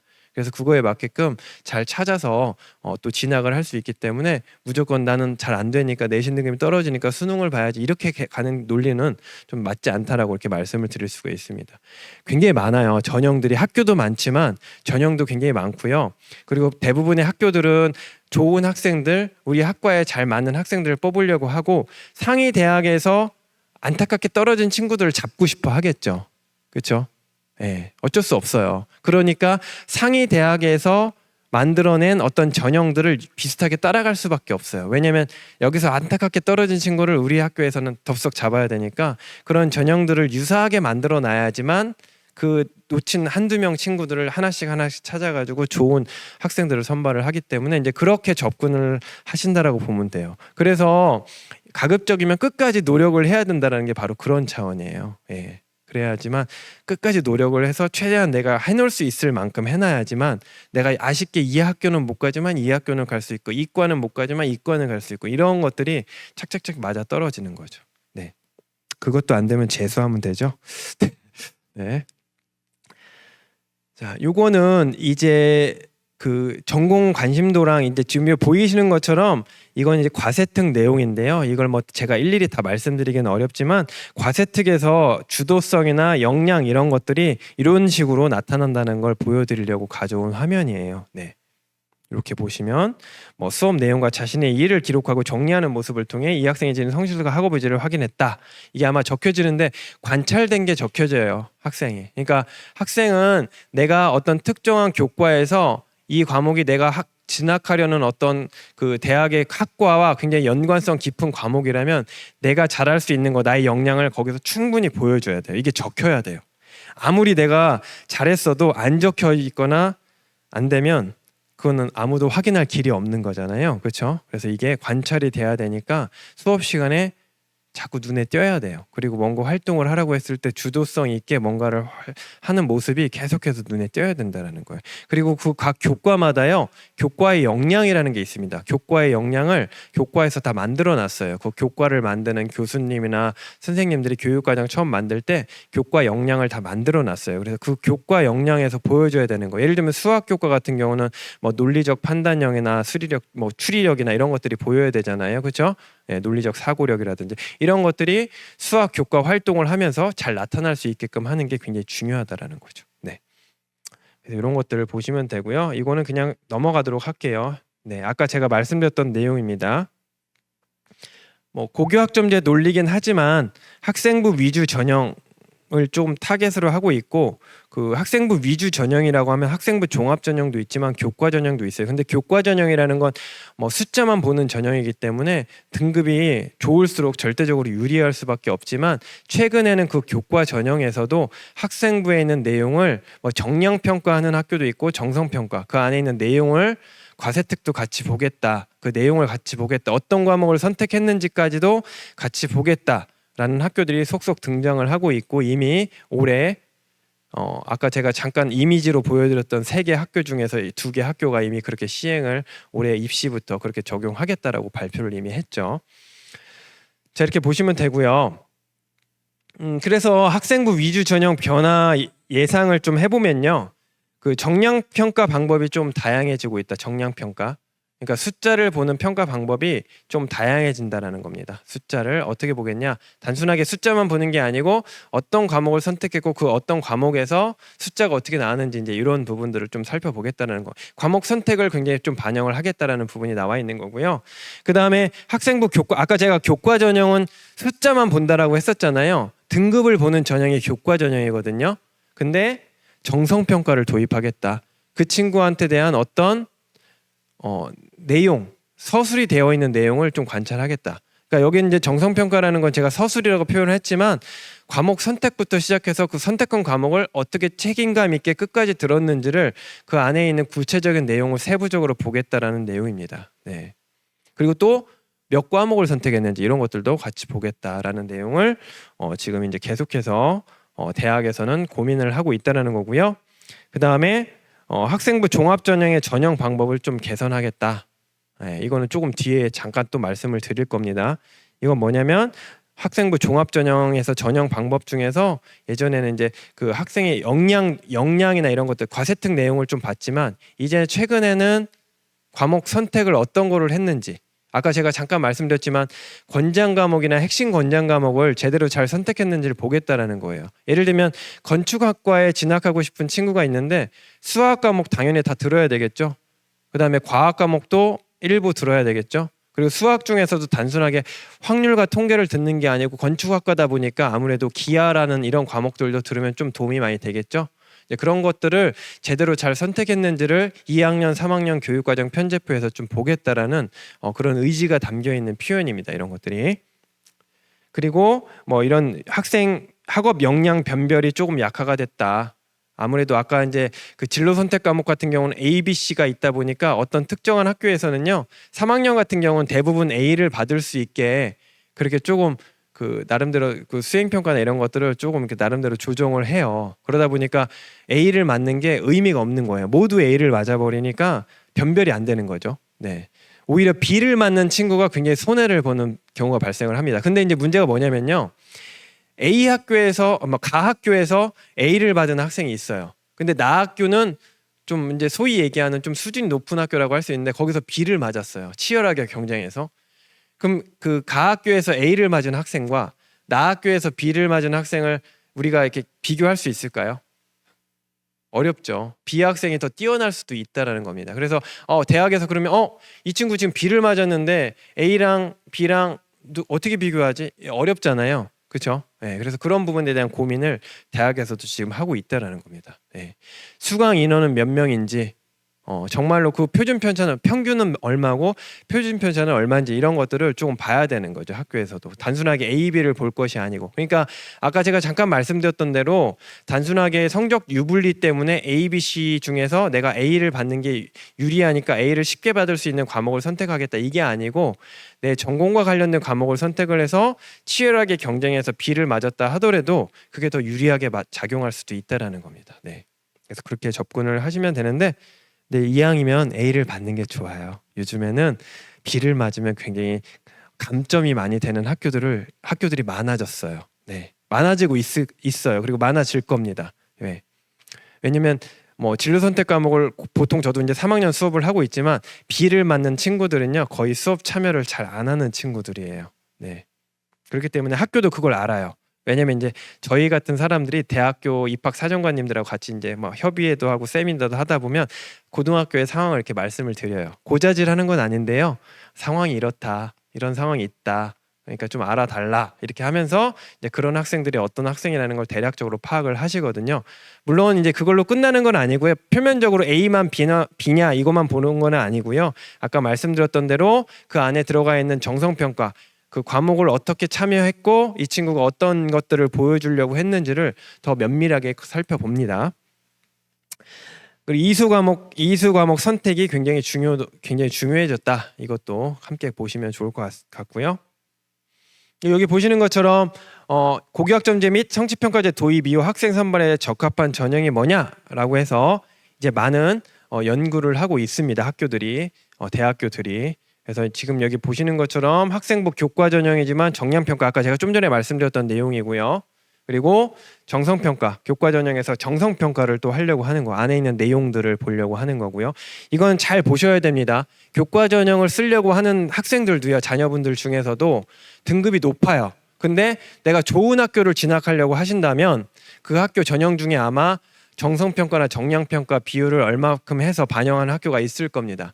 네, 분명히 이걸 보셔야 되고, 그걸 정량평가하면 정량평가 기준이 뭐고, 진로 선택 과목을 몇 과목 선택해야 되고, 진로 선택 과목 중에서도 투 과목을 몇 과목 선택하고 어떤 과목을 내가 취사 선택해야 되는지 학과에 따라서 조금씩 달라지거든요. 그런 것들을 면밀히 살펴보시고 지금 자녀가 진학하려는 학과에서 어떤 과목들을 선택해야 되는지를 확인하시고 그 과목들을 적용해 보셔야 된다라는 겁니다.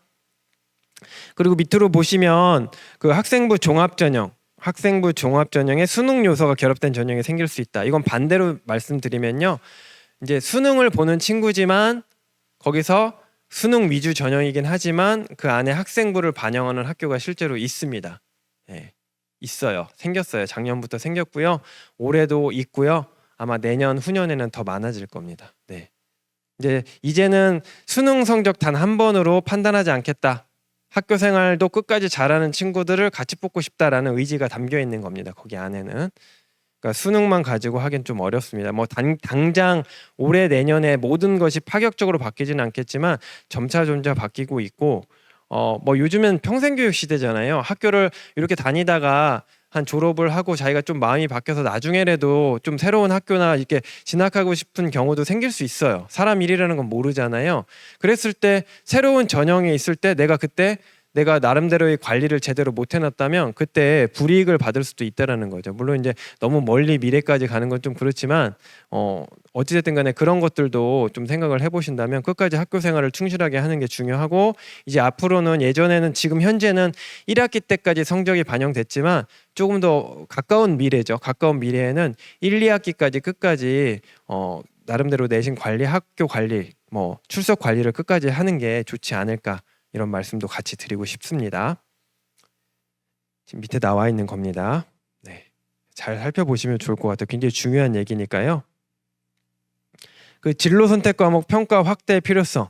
네, 이것도 중요한 얘기죠. 이제 지금 현재 3학년이시거나 또는 지금 2학년 그 학생들, 학부모님들 중에서 우리 자녀가 내년에 이제 진로 선택 과목을 들어야 되는데 그 과목을 확대를 한다라는 얘기는 적극적으로 반영을 하겠다라는 얘기거든요. 예전보다는 훨씬 더 많이 반영을 하겠다라는 얘기니까, 특히 탐구 과목, 다른 과목보다요, 특히 탐구 과목, 사회 탐구나 과학 탐구 과목 같은 경우는 조금 더 신경 써서 선택을 하시면 좋겠죠. 예, 진로와 연계되게 핵심 권장 과목이라든지 권장 과목이 뭐고, 핵심 권장 과목이라고 하면 특히 이제 물리나 화학이나 이런 것들을, 또는 수학에서도 마찬가지인데요, 미적분이나 아니면 기하나 이런 과목을 듣지 않았을 때 치명적인 감점이 발생할 수도 있습니다. 일부 학교에서는. 그렇기 때문에 그런 것들을 반드시 확인하시고 진로 선택 과목을 선택하셨으면 좋겠다, 이런 말씀을 드릴 수 있습니다. 네, 요거는 제가 넘어갈게요. 요거는 이제 여러 가지 흐름이 아까 제가 말씀드렸던 것처럼 바뀌고 있고, 학생 스스로 뭔가 할 수 있는 그런 방향으로 입시가 많이 변화하고 있다라는 얘기고요. 패스할게요. 요즘 학교 공간도 많이 바뀌고 있습니다. 최근에는 학교도, 여기 이제 신도시니까 아무래도 새로운 학교들은 새로운 공간들이 많이 만들어지고 있지만, 기존에 있었던 학교들이 이런 그 교육과정 변화에 따라서 수업에 대한 효과를 극대화시키기 위해서 대학교 강의실처럼 바꾸는 학교도 있고요. 여러 가지 학교를 좀씩 변화하고 있습니다. 뭐 학교 공사한다고 막 민원 넣고 그러지 마시라는 말씀이에요. 우리 아이한테 좋은 거니까요, 미래를 위해서. 네, 이렇게 보시면 되고요. 요거는 아까도 제가 말씀드렸던 부분이에요. 메뉴를 다양화하는 게 과연 좋을까? 2가지 중에 1가지 선택하는 거, 그 다음에 이렇게 6가지 중에 세트긴 하지만 조금 더 폭넓게 하는 거, 아니면 아예 다 넣어놓고 각자 따로따로 선택하는 거, 어떤 게 좋을까? 학부모님들은 어떠세요? 보통 요 마지막 메뉴 선택하는 게 가장 나이스 하시잖아요. 그렇죠? 네, 가게 갔는데 결정권이 없으면 좀 속상하시잖아요. 그렇죠? 네. 좋은 말로 하면 속상한데 나쁜 말로 하면 짜증나죠. 그렇죠? 네가 뭔데 내가. 근데 사실 교육 과정도 이런 논리를 반드시 1대1로 적용시킬 수는 없지만, 교육 과정을 무조건 다 열어줬다고 좋은 건 아니라는 거죠. 네, 그거에 따른 충분한 진로 학업 설계 지도가 필요한 겁니다. 어떤 것들을 선택했을 때 좋은지, 뭐 영양 상태라든지, 이 친구는 지금 이걸 먹으면 건강에 안 좋을 수도 있다라든지, 알레르기가 있을 수도 있는 거잖아요. 그러니까 그런 것들을 면밀히 잘 검토를 한 다음에 선택할 수 있게끔 도와줘야 되는데, 이제 그런 역할을 학교에서도 하지만 학부모님들도 관심을 가지시고 같이 진행을 해주셔야 된다는 겁니다. 그렇죠? 아이가 알레르기 있는 거는 선생님은 모르시거든요. 학부모님은 또 아시기 때문에 그렇죠? 네. 그래서 그런 부분들을 잘 고민하시고 우리 학교 교육과정 그러면 어떤 유형일까도 한번 잘 살펴보시면 좋을 것 같아요. 우리 학교에서는 선택권이 과연 되게 많다. 많은데 많은 게 과연 좋은 거냐 오히려 헷갈리기만 하네 이렇게 좀 고민을 해보실 수 있다는 겁니다. 네. 이렇게 보시면 되고요. 그래서 최근에는 교육과정이 조금 더 계열적으로 좀 많이 바뀌고 있다. 완전히 열어두기는 좀 위험 부담이 있습니다. 그 위험 부담도 있고 개설되기도 어렵고요. 그다음에 실제로 그렇게 해줬을 때 혼란을 많이 겪어요. 학생들이 지도가 잘 안 될 경우에는 이제 그런 부분들이 있기 때문에 그런 것들을 잘 살펴보시면 좋을 것 같고요. 요거는 넘어가도록 하겠습니다. 그리고 위계가 있는 과목들은요 반드시 위계를 잘 찾아서 들으셔야 됩니다. 특히 수학 같은 과목, 수학 과목 같은 경우는 여기 보시는 것처럼 수학을 듣고 수학 1, 2를 듣고 근데 이것들은요 대부분 학교에서 잘 조정을 해주세요. 이런 위계는 학교에서 이거에 맞게끔 기초 과목들은 잘 조정을 해주시기 때문에 특별하게 신경 쓰지 않으셔도 됩니다. 그리고 네 이렇게 대부분 친구들이 많이 듣는 게 미적분, 확률과 통계, 기하 과목이니까 이렇게 보시면 되고요. 요즘에 인공지능이나 이런 것들도 많이 듣죠. 수학까지 탐구는 수학을 충분히 들은 친구만 들을 수 있는 거예요. 그러니까 뭔가 좀 있어 보이니까 선택해서 들어야지 이게 아니고요. 수학을 가지고서 뭔가 정말 역량 있는 활동을 할 수 있어야 되는 거죠. 이렇게 보시면 되고요. 영어도 마찬가지입니다. 영어도 그냥 단순하게 막 듣는 게 아니고요. 영어도 나름대로 듣기, 말하기, 읽기, 쓰기, 듣기, 말하기, 위주 교과능이나 뭐 이런 읽기, 쓰기 이런 과목들이 나름대로 다 위계가 있습니다. 그래서 이런 것들을 나름대로 뭐 영어 같은 경우는 요즘에 학생들이 또 기본기가 어느 정도 좀 있고 워낙 그 사교육을 또 많이 접하기 때문에 학교에서 이렇게 해줘도 좀 위계 표현보다는 아이들이 그 좀 요즘에는 이제 좀 뭐랄까 영어에 대해서 좀 기본기가 굉장히 잘 갖춰져 있어요 학생들이. 근데 하지만 그렇기 때문에 문제가 뭐냐면 수업 시간에 또 수업을 제대로 잘 듣지 않는 친구가 또 많아지고 있습니다. 네. 그래서 그런 부분들이 좀 문제가 되고 있기 때문에 어쨌든 간에 영어는 뭐 나중에 실제로 사회생활 하면서 사용할 수도 있고 안 할 수도 있거든요. 그래도 기본적으로 나중에 기회가 돼서 혼자 공부하는 한이 있더라도 기본기를 잘 갖추는 건 굉장히 중요하니까 영어는 항상 필요하다라고 보시면 되죠. 수능에서도 지금 이제 그 절대평가로 바뀌었기 때문에 쉽게 얘기하면 학생들 수준이 높아져서 표점이나 이런 것들이 높아지고 있는 상황입니다. 그래서 실수하면 큰일 나는 상황이 되는 거죠. 네. 나중에 최저를 못 맞추는 경우가 발생할 수도 있다는 거예요. 이 영어로 인해서. 그래서 그런 부분들 좀 신경 쓰시면 되고요. 과학 같은 경우는 딱 보시면 아실 거예요. 그냥 딱 숫자로 위계가 나와 있기 때문에 물화생지 4과목 중에서 우리 학생들 진로와 연관해서 꼭 들어야 되는 과목. 저는 여기서 꼭 강조해드리고 싶은 거는 물리 과목이 좀 어려우니까 피해 가자라는 생각을 절대 하시면 안 된다는 거. 물리가 필요한 과목은 교과 어떤 전공 진로는요 물리를 반드시 꼭 들으시라는 말씀을 드리고 싶습니다. 의외로 물리를 듣는 친구들은요 좀 약간 뭐랄까 좀 매니아층이 많아요. 물리를 굉장히 좋아하고 네. 그리고 실제로 공대 같은 경우는요 저도 이제 건축과를 나왔지만 공대 가시면 대학 물리학 꼭 듣습니다. 1학년 때 필수 과목으로 네, 물리 꼭 아셔야 됩니다. 네, 공대 가는 친구들은 물리 화학은 기본입니다. 네, 그래서 보시면 되고요. 요거는 이제 교육과정 편제표인데요. 여기 지금 이제 제가 이렇게 보여드린 이유는 이거는 어떤 특정한 학교긴 하지만 대부분 학교에서요. 지금 이렇게 되어 있는 게 지금 숫자가 33 되어 있는 게 왼쪽부터 33 되어 있는 게 1학년 1학기, 2학기 6칸이 있을 겁니다. 그렇죠? 1학년 1, 2, 2학년 1, 2 이렇게 보시면 돼요. 지금 주황색으로 되어 있는 왼쪽에 3, 이게 2학년 1학기고 오른쪽이 2학년 2학기라고 보시면 되는데 보통 학교에서 택 3이라고 이렇게 해놓고요.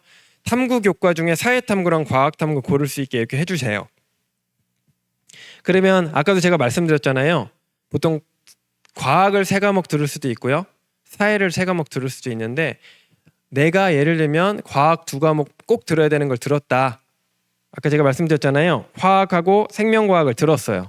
근데 어떤 친구가 지금 여기 이제 정치화법은 없지만 그 친구가 정치화법이 없으니까 그러면 나는 생활과 윤리를 들어야 되겠다. 윤리나 이런 것들이 생명윤리 이런 거 중요하니까 들어야 되겠다 하면 탐구교과를 사회지만 들을 수 있는 겁니다. 나는 이과니까 사회는 안 들어 이런 논리가 아니고 무슨 말씀인지 아시겠죠? 네, 그게 최근에 융합이라는 개념, 문이과 통합이라는 개념을 좀 강조하고 있는 추세이기 때문에 대학에서도 그런 부분들을 굉장히 신경을 쓰고 학생들을 선발을 하고 있습니다. 그리고 그 밑에 보시면 이제 오른쪽으로 보니까 지금 한 칸 이동했잖아요. 오른쪽으로. 그렇죠? 그게 이제 왼쪽에 보이는 게 3학년 1학기고 오른쪽에 보이는 게 3학년 2학기예요. 단위수예요. 일주일에 3번 듣고 일주일에 뭐 몇 번 듣는다 이 단위수입니다. 3이라는 숫자가 이렇게 3이라고 적혀 있으면 일주일에 3번 이 수업을 듣는다라고 생각하시면 돼요. 아셨죠? 그럼 과학탐구 실험은 일주일에 몇 번 듣는 거예요? 일주일에? 1학기에 2학기에 하나씩이니까 일주일에 한 번 듣는 거예요. 이거 어려워하시면 안 돼요. 제가 알려드렸잖아요. 3번이면 3번 듣는 거고 한 번이면 한 번 듣는 겁니다. 여기 보시면 택 3이라고 또 되어 있네요. 대부분의 학교가 택사 주기가 어려워요. 예, 왜냐하면 얘만 듣는 건 아니잖아요. 위에 이미 다른 선택지들이 다 이미 선택을 했기 때문에 여기서 많이 선택할 수가 없어요. 그래서 대부분 3번 들을 수 있게끔 해주거든요. 그럼 여기 밑에 보시면 2학년 때 화학하고 생명과학 1, 2를 들었어요. 그러면 3학년 때 뭐 들어야 될까요? 이제 2과목 들어야 되겠죠. 화학 2, 생명과학 2 들으면 되겠죠. 그리고 나머지 한 과목은 이제 택 1이 있으니까 뭐를 들으면 될까요?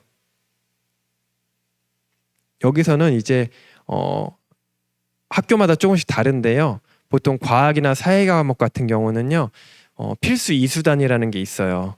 그래서 필수 2수단이기 때문에 교차해서 하나씩 들어야 되는데 이 학생은 아까 생활과 윤리를 이미 들었잖아요. 그래서 그 필수 2수단위를 사회과 거를 이미 충족을 했어요. 그렇기 때문에 이 학생은 3학년 때 아무거나 들어도 상관없어요. 근데 2학년 때 그걸 놓치고 다 과학만 들으면 3학년 때 사회 과목을 하나 더 들어야 되는 거예요. 그럼 그 친구는 3학년 때 막 마음이 급해요. 막 왜냐면 뭐 준비도 해야 되고 뭣도 해야 되는데 내 전공과 맞지 않는 과목을 필수로 하나 들어야 되기 때문에 이런 친구들 대부분이 선택하는 게 사회문제 탐구입니다. 네. 뭐 왜냐면 탐구라는 과목 들어가니까 왠지 과학 같기도 하고 근데 사회문제 탐구 내용을 보면요. 사회적인 여러 가지 문제들을 고민해보고 그걸 탐구해보는 과목이라 사실은 과학하고 전혀 관계가 없거든요. 네. 그러니까 도움이 안 되는 과목인 거예요. 쉽게 얘기하면 이건 딱 보면 알죠. 이 친구가 이 과목을 왜 들었구나. 이거를 한눈에 봐도 대학에서는 알 수 있어요. 네. 그러니까 들었지만 크게 의미 없는 과목이 돼버린 거예요. 실제로 그 학생이 그걸 열심히 활동할 확률은 굉장히 낮습니다. 네. 그래서 2학년 때 과목 선택하실 때 좀 고민 많이 하셔야 되고 2학년 과목을 어떤 거 선택했는지에 따라서 3학년 과목들도 선택할 수 있는 선택지가 많이 변화가 됩니다. 그리고 아까 얘기했던 것처럼 위계가 있는 과목들 같은 경우는 위계를 반드시 선택을 하셔서 들으시면 되는 거예요. 네. 생뚱맞게 갑자기 나 물리학 2 한번 들어보고 싶어 해서 듣긴 하겠지만 어렵겠죠. 물리학 1을 안 듣고 물리학 2를 듣기 때문에. 근데 진로가 만약에 바뀌었어요. 진로가 갑자기 바뀌어서 내가 가려는 학교에 물리학 2가 꼭 들어야 된다고 핵심 권장 과목이래요. 이걸 안 들으면 감점이 된대요. 물리학을 들어야 된대요. 그럼 이 친구는 어떻게 하면 좋을까요? 부모님들은 어떻게 듣지 마. 어차피 너 해도 안 돼. 이게 아니시잖아요. 그렇죠? 이 친구는 들어야 돼요. 듣게끔 해야 돼요. 선생님하고 상담해야 돼요. 선생님 제가 가려고 하는데 물리학을 1학년 때 2학년 때 안 들었잖아요. 근데 선생님 물리학 2를 들어야 될 것 같아요. 어떻게 하면 좋을까요? 그래 들어. 대신에 물리학 1에 대한 부분은 따로 그 친구가 혼자 공부를 해야 되는 거죠. 어렵죠. 그렇죠? 아니면 공동교육과정이나 이제 이런 데서 안내를 해줄 수 있지만 학교에서 개설이 이미 됐던 과목은요. 공동교육과정은 들을 수 없도록 되어 있어요. 안타깝지만. 그래서 그런 친구는 이제 그렇죠? 저희가 이제 또 요즘에 온라인이나 이런 거 잘 되어 있으니까 혼자서 공부를 하거나 뭐 EBS나 이런 걸 활용해서 자기 혼자서 또 보충을 해야 되기 때문에 시간이 좀 걸리긴 하지만 그만큼 자기가 바꾼 거에 대한 좀 어떻게 보면 그런 거에 대한 자기가 시간 투자를 따로 개별적으로 해야 되는 겁니다. 그게. 근데 어찌됐든 간에 그래서 잘 이수를 하고 잘 들었다면 그거에 대한 노력이 그 과세특 안에 또 다 담겨 있으니까 그 친구한테 또 나름대로 뭔가 그 영향을 줄 수 있어요. 근데 그렇다고 그게 결격 사유가 돼서 이 친구는 탈락이야, 불합격이야 이렇게 작용하지는 않습니다. 네. 어찌됐든 간에 PO에 의해서 들은 거기 때문에 이렇게 보시면 됩니다. 사실 어렵진 않거든요. 하나씩 설명을 해드리면 어렵진 않은데 이게 이제 처음 접하시고 낯설다 보니까 이게 좀 그런 부분이 있으니까요. 쉽게 적용하시면 돼요. 그리고 기초교과에서도요. 이렇게 택3이라고 나와 있을 때요. 화법과 작문, 언어와 매체, 뭐 확률과 통계, 미적분, 영어, 독해, 작문, 영어회. 아까 이제 제가 여기서 택3이라고 말씀드렸지만 국영수 중에서 선택을 3개를 해야 돼요. 자, 그러면 어떻게 선택을 해야 될까요? 아까 제가 말씀드렸잖아요. 수능에서 어찌됐든 간에 수능을 볼 수 있는 과목들은 선택을 해야 될 거 아닙니까? 그렇죠? 그러면 여기서 화작이나 언매 같은 경우는 둘 중에 하나를 선택해서 시험을 보거든요. 보통 학교에서는 약자로 부릅니다. 화작이나 언매로. 그래서 화작이나 언매를 들어야 되는데 이게 표준 점수 차이가 커요. 화작의 표준 점수랑 언매의 표준 점수가 표점 차이가 뭐 2점에서 요즘에 최근에 작년에는 4점까지도 났거든요. 그래서 어떤 걸 선택하느냐에 따라서 나중에 이 친구가 수능 성적에 따라서 점수가 갈 수 있는 학교가 좀 달라질 수 있어요. 그래서 이걸 신중하게 선택을 하셔야 돼요. 근데 그렇다고 표점이 잘 나오는 걸 선택을 했다 올해 이게 수능을 봤을 때 올해도 똑같이 잘 나올까? 아닐 수도 있다라는 겁니다. 그래서 자기가 잘할 수 있고 나한테 필요한 과목은 선택을 하는 거지 그걸 단순하게 작년에 표점을 보고선 선택하는 건 어떻게 보면 좀 어리석다 이렇게 말씀드릴 수 있는 겁니다. 표점이라는 건 표준 점수예요. 자기가 맞은 원점수를 가지고서 이제 평균과 표준 편차를 따져서 자기가 어느 위치에 있는지를 따지는 게 이제 표준 점수거든요. 그래서 점수가 똑같은 90, 예를 들면 똑같은 80점을 맞았어도 70 몇 점을 맞았어도 똑같은 만점을 맞았어도 어떤 학생은 148점일 수 있고 어떤 학생은 150점일 수도 있다라는 겁니다. 그게. 그래서 똑같은 만점 맞았는데 이 친구가 점수가 더 잘 나와서 좋은 학교 갈 수 있다라는 거예요. 어떤 과목 선택하느냐에 따라서. 네. 그런 게 있습니다. 그리고 아까 확통과 미적도 마찬가지입니다. 내가 미적이 필요한 이공계 친구들은요. 미적을 선택하셔야 됩니다. 확률과 통계는 요즘엔요. 저희 학교도 확률과 통계는 2학년 때 모든 학생이 다 듣게 해요. 그리고 3학년 때는 미적을 필요한 친구는 듣고 필요하지 않은 친구들은 안 들었고 다른 과목을 들을 수 있게 기회를 주는 거죠. 그렇죠? 이런 식으로. 그리고 뭐 영어 독해와 작문 영어회화인데 영어 독해와 작문 듣는 친구들은 이제 뭐 수능을 준비하거나 뭔가 독해나 이런 것들을 계속해서 지속적으로 감을 잃지 않게끔 하기 위해서 듣는 거고 영어 회화 듣는 친구들은 말 그대로 좀 편안하게 미국 문화를 체험한다는 느낌으로 이렇게 듣게끔 많이 하니까 여기에 좀 많은 친구들이 몰려요. 예, 영어 선생님 많이 힘들어하시죠. 영어 회화가 불가능한 친구가 영어를 회화를 하려고 와서 많이 힘들어하시는데 그래도 그렇죠. 예, 서당계 3년이면 한다고 여기 와서 이제 영어를 많이 계속 접하면서 영어에 흥미를 높여야 되는데 자꾸 이게 꿈을 꾸는 친구들이 많아요. 이 시간에 안타깝지만 미국 가는 거죠. 꿈속에서. 자, 그래서 이런 것들도 선택하실 때 뭐 기초교과 선택이니까 국어, 수학, 영어 한 과목씩 선택을 보통 학교에선 들으라고 안내를 하시거든요. 근데 자기가 2학년 때 어떤 거를 선택했느냐에 따라서 내가 꼭 필요한 거를 내가 그러면 난 영어를 2과목 듣겠어. 아니면은 뭐 수학을 2과목 듣겠어 할 수 있는 겁니다. 이런 거는. 그렇죠? 예. 뭐 예를 들면 수학교육과 가는 친구 같은 경우는요. 확률과 통계, 미적 다 들어야 돼요. 수학교육과 가는데 당연히 수학, 확통, 미적, 기하 다 들어야 될 거 아니에요. 그렇죠? 그런 부분들이 여기에서 작용하니까 나는 영어는 안 들어도 될 것 같아. 그리고 난 수학을 9과목을 다 들을 거야. 근데 어떤 학교는 학교에 따라서 시간표 배정을 동시에 만약에 시간표 배정이 되면 또 그게 곤란한 경우도 생길 수 있어요. 근데 대부분 그렇게 하진 않으세요.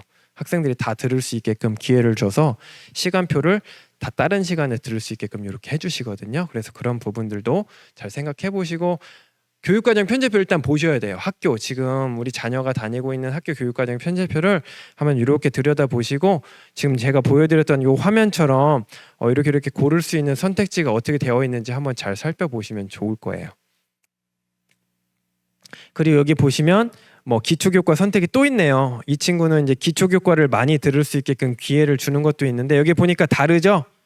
3단이 듣는 거랑 2단이 듣는 거랑 다르잖아요. 일주일에 3번 듣는 과목하고 2번 듣는 과목하고 나름대로 좀 중요도나 비중에 따라서 조금씩 단위수를 조정을 하는 거예요. 그리고 기초교과는요. 졸업할 때까지 얼만큼 최대한 맥스로 얼만큼 듣게끔 딱 정해져 있어요.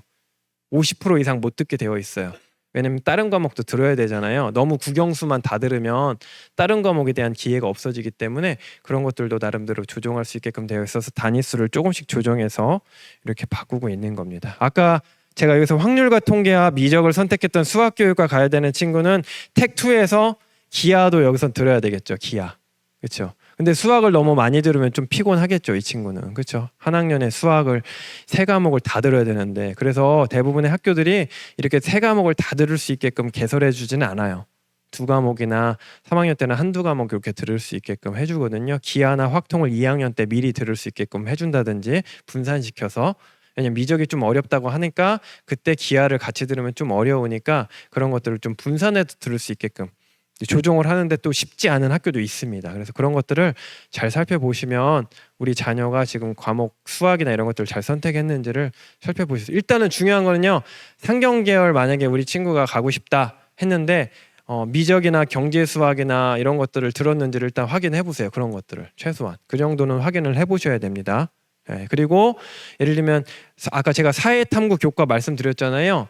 필수 이수단이 충족을 했는지 우리 친구가 사회 과목과 사회 관련 과목을 들었는지 이런 것들도 확인해 보셔야 돼요. 네. 이런 것들이 지금 아까 제가 말씀드렸던 겁니다. 계열에 따라서 조금씩 제가 요거는 요 표는 안 넣어놨나 모르겠네. 그 지금 프린트에 보시면 그래서 인문 계열 같은 경우는 이렇게 제가 지금 형광펜으로 표시하는 과목들 잘 보시면 영어, 동아시아사, 사회문제 탐구나 뭐 생명 과목 같은 경우도 인문 계열이긴 하지만 뭐 생명 존중이라든지를 하면 생명체의 어떤 그 속성이나 이런 것들을 잘 파악을 하면 좋잖아요. 그래서 이런 과목들을 같이 이렇게 들으면 좋지 않을까라고 해서 어떤 특정한 기관에서 이렇게 만들어 놓은 샘플이에요. 이게 정답은 아니니까요. 아유 저번에 보니까 그 강사님이 이렇게 들어야 된다던데 뭐 이게 아니에요. 그렇죠? 큰일 납니다. 위험합니다. 제가. 그래서 이렇게 샘플이니까 이렇게 들으면 상경 계열이니까 여기 지금 보시면 생활교양에서 창의 경영 같은 과목이 있네. 좋은 과목이 있구나. 경영학과니까 경영을 어떻게 하면 창의적으로 할까 이런 과목인가? 이 과목에서는 어떤 내용들이 있는지 이렇게 살펴보시면 좋겠죠? 네, 이렇게 보시면 좋을 것 같아요. 그리고 간호, 자연, 이공계열 이렇게 보시면 이과라고 예전에는 그렇게 했지만 이제는 계열을 이렇게 크게 구분해서 학교에서도 과목 선택할 수 있게끔 해주시고 계세요. 실제로 요즘에 여학생들 중에요 의대 못지않게 간호학과 인기가 많아요. 실제로. 네, 그래서 저희가 이제 교양 과목으로 보건 수업도 많이 들어요 학생들이. 예. 요즘에 그렇죠. 네, 의학 쪽이나 이런 것들. 요즘에 이제 뭐 아시겠지만 뭐 평균 수명 늘어나고 하다 보니까 뭐 무병장수가 아니고 유병장수 시대잖아요. 건강 관리 계속하면서 뭐 100세 시대 이렇게 가니까 아무래도 이제 그런 것들도 나름대로 좀 반영이 된 것 같아요. 학생들도 이제 어떤 변화를 감지를 하는 거죠. 요즘 최근에 어떤 변화들이 감지되고 있다라는 거. 인공지능한테 좀 대체되지만 않았으면 좋겠어요. 뭐 진단하고 이런 것들이 병원 가면 의사 선생님이 뭐 30초 순삭으로 빨리 진단하시고 기다리는 거는 한 3시간 기다리는데 30초 만에 진료 보시고 그렇죠? 처방전 빨리 주시고 하셔서 서운할 때가 한두 번이 아닌데 그래서 아이들이 이제 아까 초반부터 의사 얘기가 너무 많이 나왔는데 좀 그런 트렌드 때문에 요즘에 학생들이 많이 그런 기사가 많이 나오잖아요. 코로나 또 거치면서도 이제 그런 의학 쪽 관련된 부분들이 인력이 많이 필요하다 하니까 네, 그런 것 같습니다. 그래서 이런 내용들은 잘 살펴보시고 다양한 매체에서 자료들 또 있으니까요. 잘 살펴보시면 될 것 같아요. 그리고 이제 학교에서 이제 대학교 진학하지 않는 친구들도 있습니다. 대학에서 그 아까 말씀드렸던 것처럼 고등학교 교육 과정을 굉장히 많이 공부를 하고 있다라는 거. 그 공부하는 가장 첫 번째 목적은요. 학생들이 어떤 과목을 선택을 하는지, 그 선택한 과목이 그 학생이 그 진로 학생이 진학하려는 그 학교나 계열에 맞게끔 잘 선택이 되어 있는지, 그리고 선택한 과목을 제대로 잘 이수하려고 노력하는지 이런 것들을 살펴보고 있다라는 겁니다. 교육과정을 본다라는 얘기는요. 그리고 학교에서 어떤 변화를 교육과정에 대한 어떤 변화를 주고 있는지 아까 제가 말씀드렸던 것처럼 학교에서 어려운 과목들을 막 어렵다?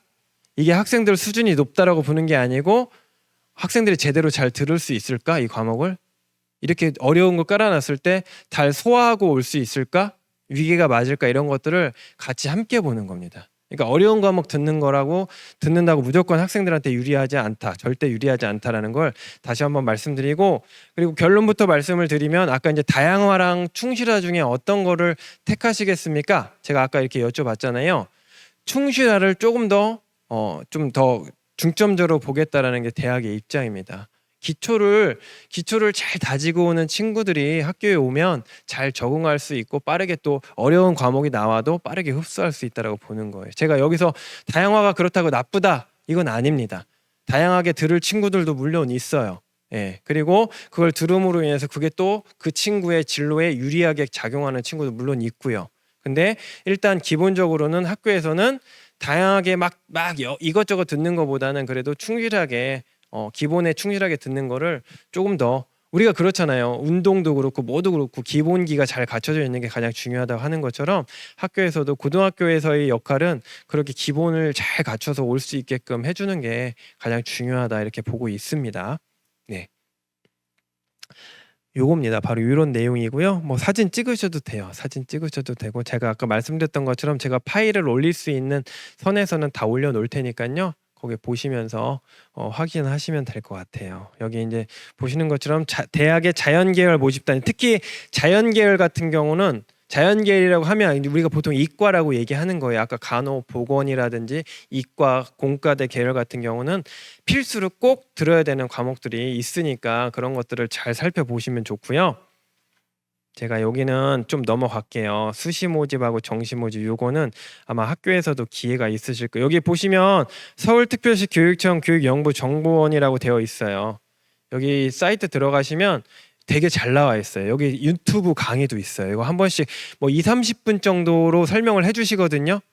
이게 경기도라, 사실 제가 경기도 소속이라 경기도를 좀 소개해드려야 되는데 서울을 소개해드려서 좀 약간 안타깝긴 하지만 잘 돼 있는 거 보는 거예요. 저희는 잘 이미 만들어 놓은 거. 그래서 이렇게 보시면 뭐 수시 모집, 정시 모집, 추가 모집에 따라서 어떤 몇 번 지원할 수 있고, 만약에 지원해서 합격했거나 또는 추가 모집이라도 다른 전형에 지원할 수 없다, 이런 것들이 잘 나와 있으니까 이거 잘 살펴보시면 될 것 같아요.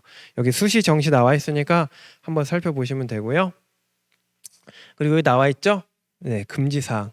수시 모집 합격, 정시나 추가 모집 지원이 불가능하다, 등록 포기해도 모두 지원 불가다, 이런 것들 아마 아시는 분도 계시겠지만 이거 놓치시면, 그래서 수시 지원하실 때 최대한 그러니까 뭐 합격, 내가 가고 싶은 학교면 딱 좋겠죠. 근데 그냥 내가 좀 일단 혹시 모르니까 안전하게 하나 써봐야지 하고서 썼다가 됐는데 안타깝게도 다른 데를 못 쓰는 상황이 발생할 수 있으니까 그런 것들도 잘 살펴보시면 좋을 것 같아요. 이런 것들만 신경 잘 쓰시면 돼요. 물론 이거는 담임 선생님 학교에, 왜냐면 학생을 잘 아는 담임 선생님하고 상담하셔야 됩니다. 저는 지금 일반적인 것들을 설명을 해드리는 거기 때문에 이게 다 모든 학생한테 적용되는 건 아니라는 점을 다시 한번 말씀을 드릴게요. 그리고 요거는 대학별 정리 분석인데, 요거는 아마 담임 선생님들께서 상담하실 때 요거를 뒤에 표에다 딱 갖다 놓고 학생들 쭉 보면서 설명 아마 해주실 거예요. 여기 있는 보시면 학교들이 그래도 서울에 있는 그 상위 몇 개 학교들입니다. 요 학교들이. 네, 요 안에 있는 학교 중에서 하나 가면 좋겠죠. 가급적이면 저 위쪽으로 가면 더 좋겠죠. 네, 저 맨 위에 있는 거, 그렇죠? 네. 네. 보기만 해도 기분 좋아요. 네, 저거는 저 표만 봐도. 여기 보시면 요거는 일반적으로 이렇게 우리가 이제 크게 큰 틀에서 생각하는 거예요. 이게 정답은 아니거든요. 네, 우리 강사 선생님 이렇게 얘기했다고 너 여기, 야 너 보니까 여기네, 너 큰일 났다, 너 전문대 적극 지원하란다, 이게 아닙니다. 네, 이거 보시고 이렇게 약간 크게 나눠질 수 있구나라는 걸 보시면 돼요. 오른쪽 위쪽으로 가면 갈수록 좀 위험한 거죠. 네, 그럼 아까 방금 전에 화면에서 보였던 화면은 없는 학교를 갈 수 있어요. 네, 그래서 이렇게 보시면 되고요. 일반적으로 서울에 있는, 수도권에 있는 상위 대학들 진학하기 위해서 이런 것들을 좀 참고하시면 좋다라는 걸 말씀을 드리는 겁니다. 이렇게, 예, 이렇게 원점에 가까울수록 좋아요. 원점에 오른쪽으로 쭉 뭔가 계속 서울에서 멀어지는 듯한 느낌이 들죠? 네, 차 타고 계속 저 내려가는 톨게이트를 한 5-6개 지나가는 느낌. 아무튼 이렇게 보시면 됩니다.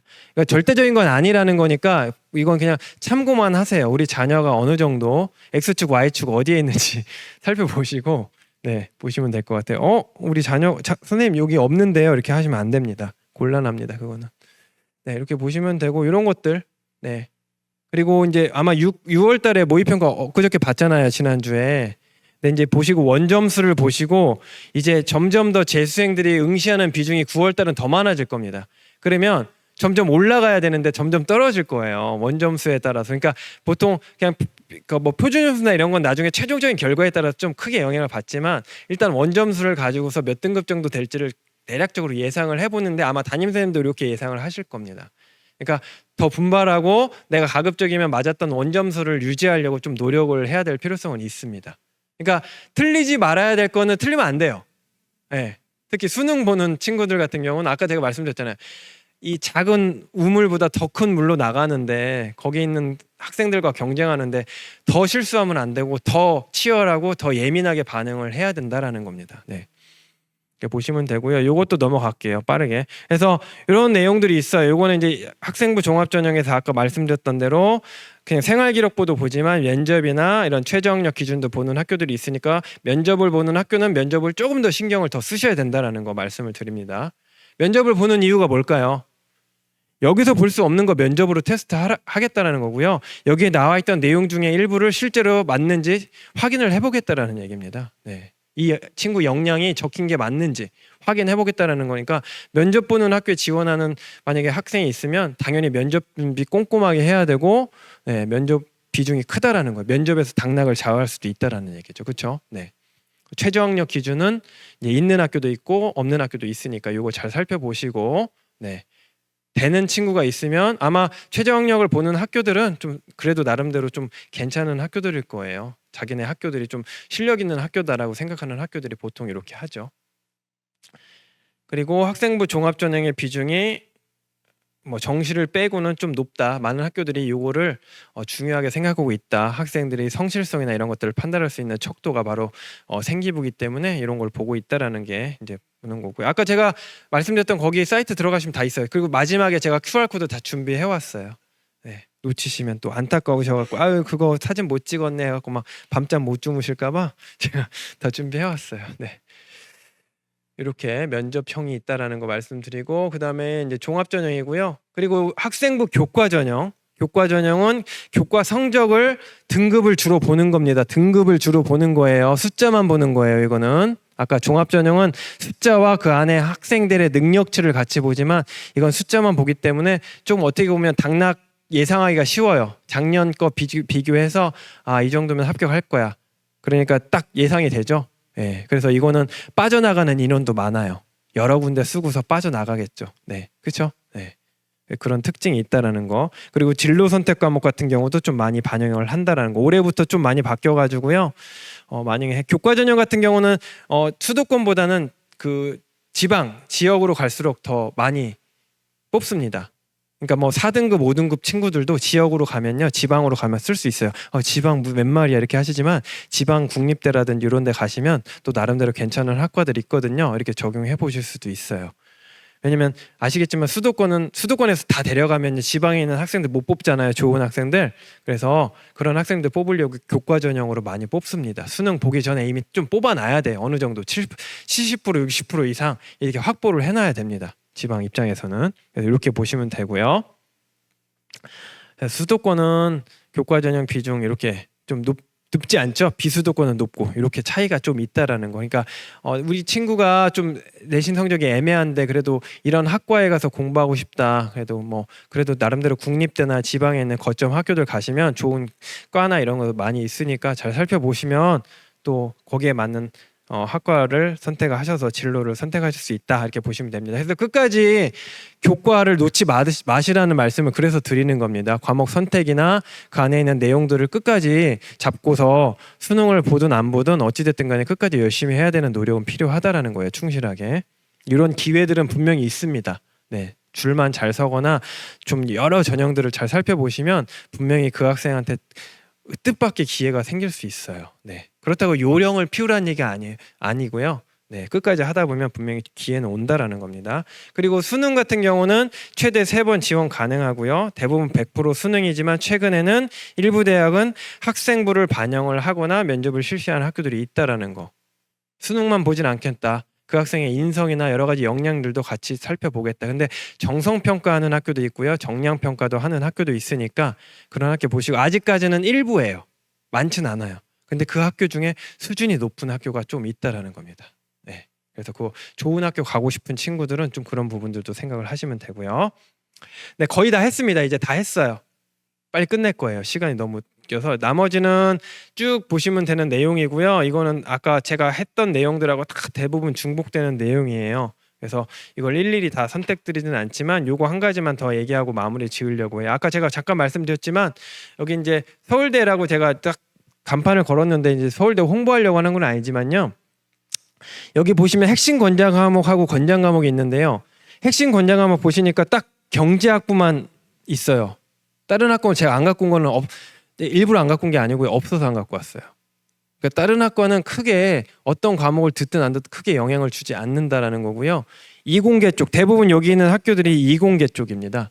근데 과목들은 대부분 수학이나 과학이잖아요. 그렇죠? 그러니까 이것만 잘 선택하셔도 기본은 한다. 이 기본 과목들만 잘 이수할 수 있게끔 해도 절반 이상은 성공한다. 이렇게 보시면 됩니다.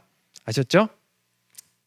네. 그리고 지금 요거는 조금 더 자세하게 구체적으로 학과에 따라서 핵심, 권장, 핵심 이렇게 더 구체적인 내용으로 나와 있는 겁니다. 네.